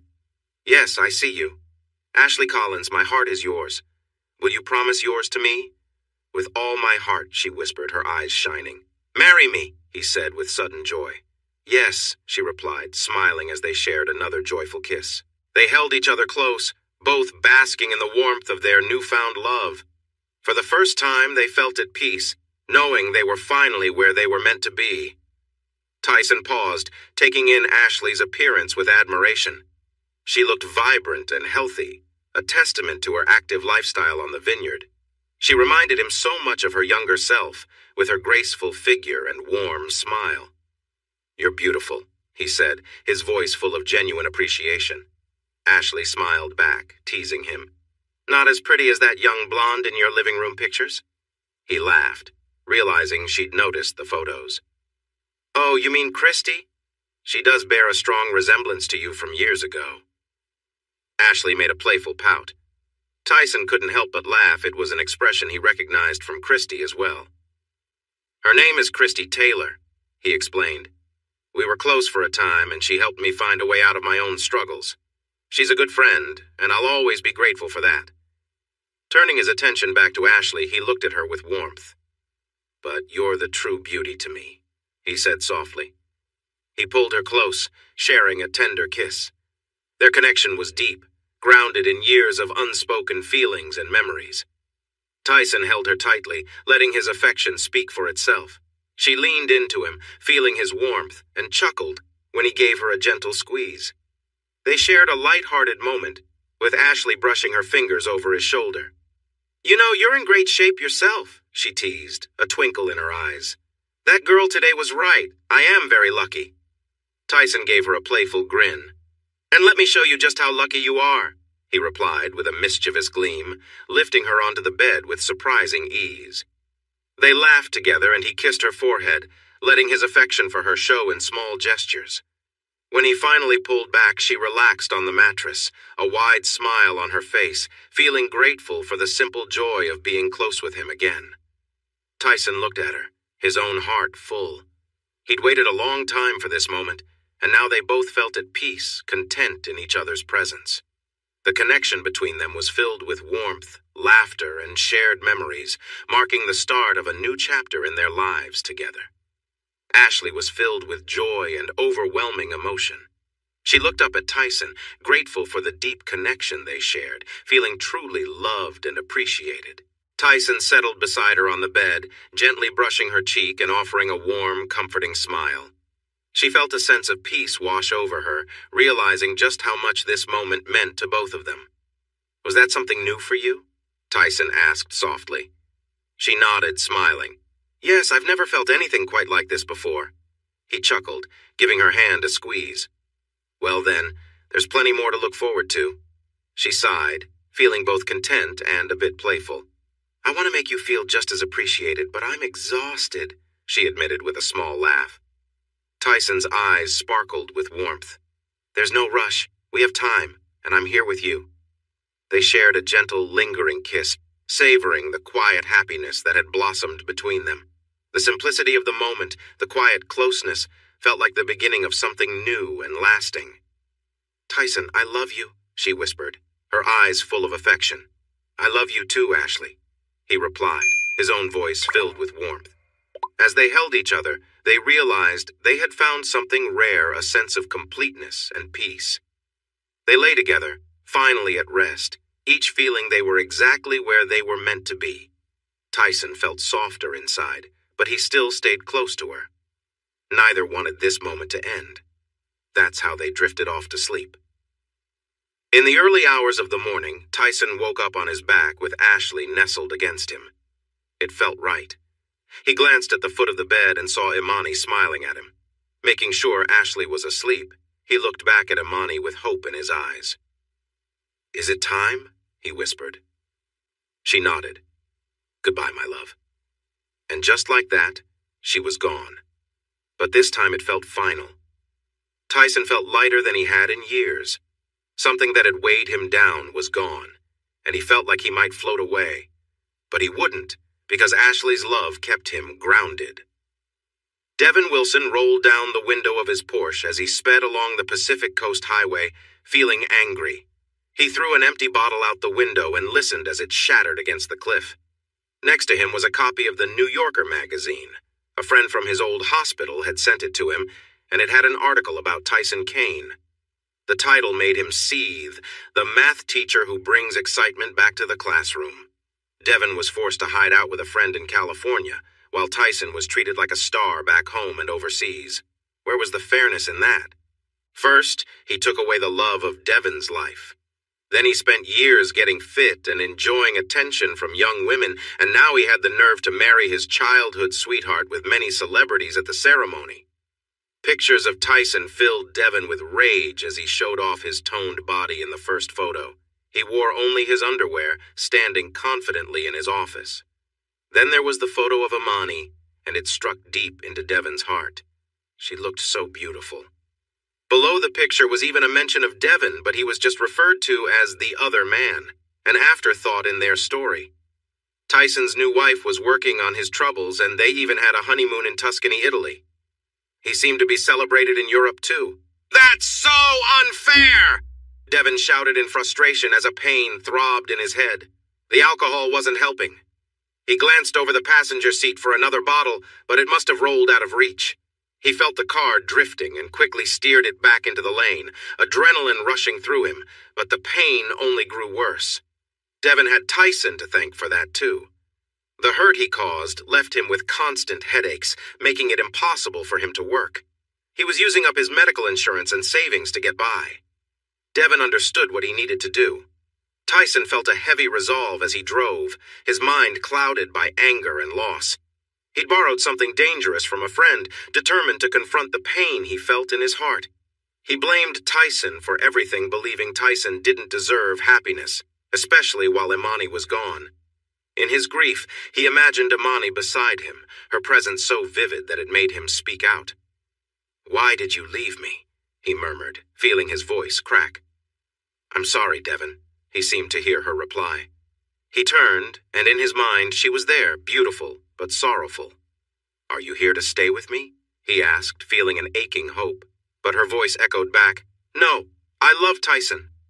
Devon's heart filled with bitterness. Then he won't live to see tomorrow. Lost in his thoughts, Devon failed to notice the sharp turn approaching at high speed. His car veered sharply, hitting the rocky edge of the cliff, and collided with another vehicle coming around the bend. The impact sent his car over the guardrail, soaring toward the ocean below. As the car tumbled, he imagined Imani's eyes watching him, full of sadness. The ocean is calling you, her voice whispered in his mind. Meanwhile, Tyson was finishing a swim in the lake, feeling the chill of the water as he pulled himself up to the patio. He'd swum farther than ever today, a personal best. As he walked up the grassy path, he noticed two sets of eyes on him. Barbara was, as usual, watching from her rooftop deck, a constant but harmless presence in the neighborhood. The other set of eyes belonged to Ashley, who smiled warmly as he approached. You look like a warrior from Atlantis, she teased, handing him a towel. Her imagination had blossomed since they'd married, fueling her creativity as a writer. Tyson chuckled. Is this inspiration for your next book? She nodded with a playful grin, clearly enjoying his company as he dried off. They settled into the moment, each grateful for the simplicity of their time together. Tyson felt at peace, happy with the quiet life they shared, and thankful for the fresh start they'd found together. The sunlight danced across the lake as they laughed, basking in the joy of each other's company. You're making me feel really good, he whispered softly. She smiled and held him closer as she helped him enjoy the moment more. A wave of pleasure washed over him, and he barely stayed standing as she continued to support him. You really know what you're doing, he sighed as she let go. She smiled up at him, and he leaned down to kiss her gently. It's your reward for sticking to your workout plan, she said playfully as he pulled away. He dried off with a towel while she watched, pleased. He put on his robe and they headed inside to start breakfast. They worked together to cook their meal and enjoyed it at the breakfast bar, with no rush since it was Saturday. After straightening up the kitchen, they shared a shower, enjoyed each other's company, and got ready for a relaxing day. Tyson planned to go for a ride later that afternoon. As they walked back to the living room, they heard a knock at the front door. Were you expecting someone? Ashley asked, and he shook his head. Tyson walked to the door while Ashley went to the kitchen to see what they might make for dinner. When Tyson opened the door, he froze, unable to speak. Who is it? Ashley called out, and that seemed to bring him back. It's Christy, and... He stepped back and motioned for the young woman to come in. She looked upset and was trying not to cry. Ashley joined them and gasped. On Christy's hip was a small boy about 18 months old. He had beautiful blue eyes like his mother, but his features looked like Tyson's, with curly hair that hung freely. Is this why you didn't come to the wedding? Tyson asked softly. Christy nodded, looking nervous. Ashley was the first to react. He's adorable. What's his name? Christy smiled with relief. Aiden. Can I hold him? Ashley asked with excitement. Christy nodded and carefully handed the boy to Ashley. The older woman smiled, and the baby returned her gaze with a big smile. Oh my, he's such a charmer like his dad, Ashley said, glancing at Tyson, who was still in shock. Maybe you two can talk about this outside while I play with Aiden? Tyson and Christy nodded and walked out the back door while Ashley found some toys. They sat on the patio, and Tyson spoke first. How do you spell it? A.I. Wyden, Christy answered quickly. So, my dad's name? Tyson said quietly. Why didn't you tell me? Christy looked down, feeling ashamed. When I visited you that weekend, I was having a tough time. I told you about my boyfriend, but really I had broken up with him months before. I wanted to be with you, but I was also focused on my career. I made some bad choices. I stopped using my birth control after we broke up, so I was able to get pregnant that weekend. We shared some really special moments together. Then we talked and you helped me think clearly. I realized I needed to focus on my career. She took deep breaths as her words poured out. When she felt more at ease, she continued. I thought about taking the day after pill, But I just couldn't do it. When I found out I was going to have a baby, I knew I wanted to keep the baby. He's a part of you that I can hold on to. I couldn't love him more. Tyson was shocked by what she shared. Why didn't you tell me? He asked again. Christy shook her head. I didn't want you to feel responsible. You made it clear that you didn't want me. I never said that I didn't want you. But let's be real. I'm in my 60s, and you're in your 20s. You deserve to find someone who can be with you for a long time. You're so young, and there is so much ahead of you. Be patient, and keep your heart open. She nodded, but her lip quivered. He felt for her, so he pushed his chair back and opened his arms. She immediately moved to sit on his lap, and tears flowed as he gently comforted her. They stayed like that for a while until Christy managed to calm down. I always feel better when I'm with you, Christy said softly. You will find someone who can give you comfort. I'm always here as a friend and will support you in every way I can. But the deeper connection is with Ashley now. They sat together in silence, appreciating the simple joy of being close. Christy stood up and returned to her chair. My next question is, why now? Tyson asked. Christy smiled softly and raised her chin. Remember I told you my job was expanding into Europe? He nodded. I had to turn down the position because I was pregnant then. She paused to take a breath. The job is open again, but now it's global. They want me, but it means a lot of travel. I might be away for 3 weeks out of 4. The pay is more than double what I earn now, and the experience would be amazing. I can't say no. But you have Aiden. Yes, I can't take him with me, and I don't have anyone to watch him. I came home to introduce him to my parents. They didn't know either. Tyson raised his eyebrows. You didn't tell your parents? How did that go? Dad isn't speaking to me, and Mom is upset that she missed his early days, but she is happy to have a grandson. Aiden really won her over. She sighed. Mom says Dad just needs some time. She believes he will come around, but I know he can hold on to anger. Tyson nodded. Were you going to ask them for help with him? No, I wanted to ask if you could help. Aiden needs his dad. Tyson's eyes widened in surprise. I've never been a dad before. I've never been a mom before either, and I had to do it alone. She raised her hands in surrender. I know I chose this, but I really need some help now. Tyson noticed that it was hard for her to ask for help. We need to talk this over together. Ashley has a say in this too. Let's go inside. They walked back into the house and heard the happy laughter of a little boy. They found him playing on the living room floor with Ashley, who greeted them with a big smile. He's so smart. She raised her hand to invite Tyson to sit on the floor beside her. He complied, and Christy sat on his other side. Aiden quickly crawled onto Tyson's lap and reached up to him. Tyson helped the boy stand, and Aiden grabbed his hair. The little one babbled excitedly while looking at Tyson's hair, then pulled at his own. Christy had tears of joy in her eyes as she smiled at her son. Yes, he has your hair. He's your daddy. Da? Aiden asked. Christy gasped a little in surprise, and more happy tears fell. Yes, Daddy. Tyson was amazed by the thought that this bright little boy was his child. He never thought he would have kids, especially not one as wonderful as Aiden. He turned to Ashley. Christy has a job opportunity that she can't pass up. She wants to know if we could look after Aiden while she's away. Yes, Ashley replied excitedly. Tyson looked surprised at his wife. It's going to take a lot of our time. Then he focused on Christy. How long will this new job last? She held his gaze. 2 to 5 years, but if it works out well, it could be longer. I promise to spend all my free time with Aiden when I can. Tyson nodded and turned back to Ashley. This place isn't really set up for another person, Ashley scoffed. That's easy to fix. The spare room we turned into my writing space can turn back into a bedroom in no time. We could change it today. Where will you stay tonight? She asked Christy. I was planning to get a hotel room, she answered.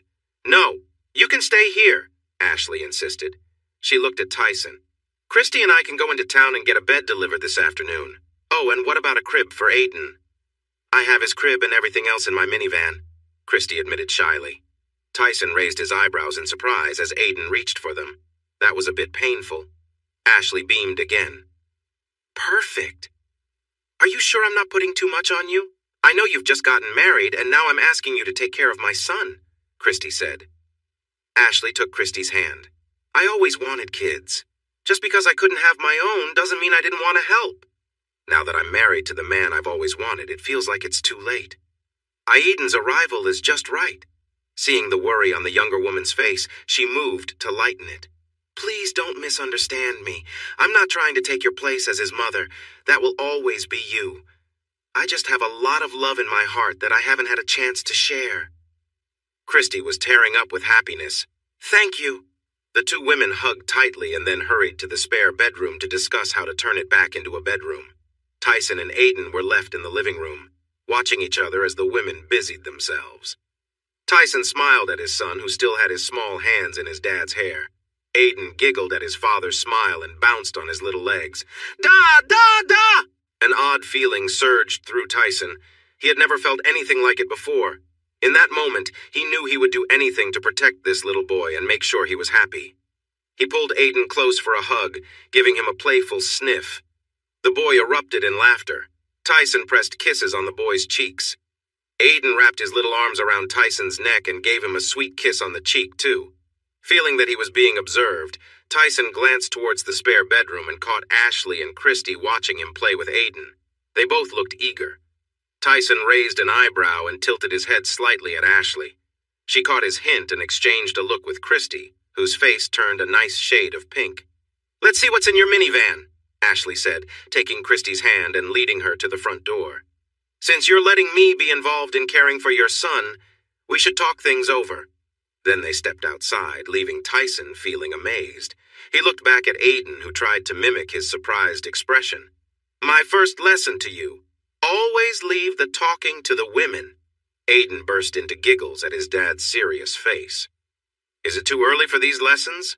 Tyson asked, and Aiden nodded. Happy wife, happy life, Tyson suggested, and Aiden nodded again. Tyson laughed joyfully. Son, I think this is the start of something very special. Hey, everyone! Thanks for watching. Don't forget to subscribe and turn on notifications so you won't miss any of the exciting stories we have coming up. What do you think about the characters in this story? Let us know in the comments. We'd love to hear from you.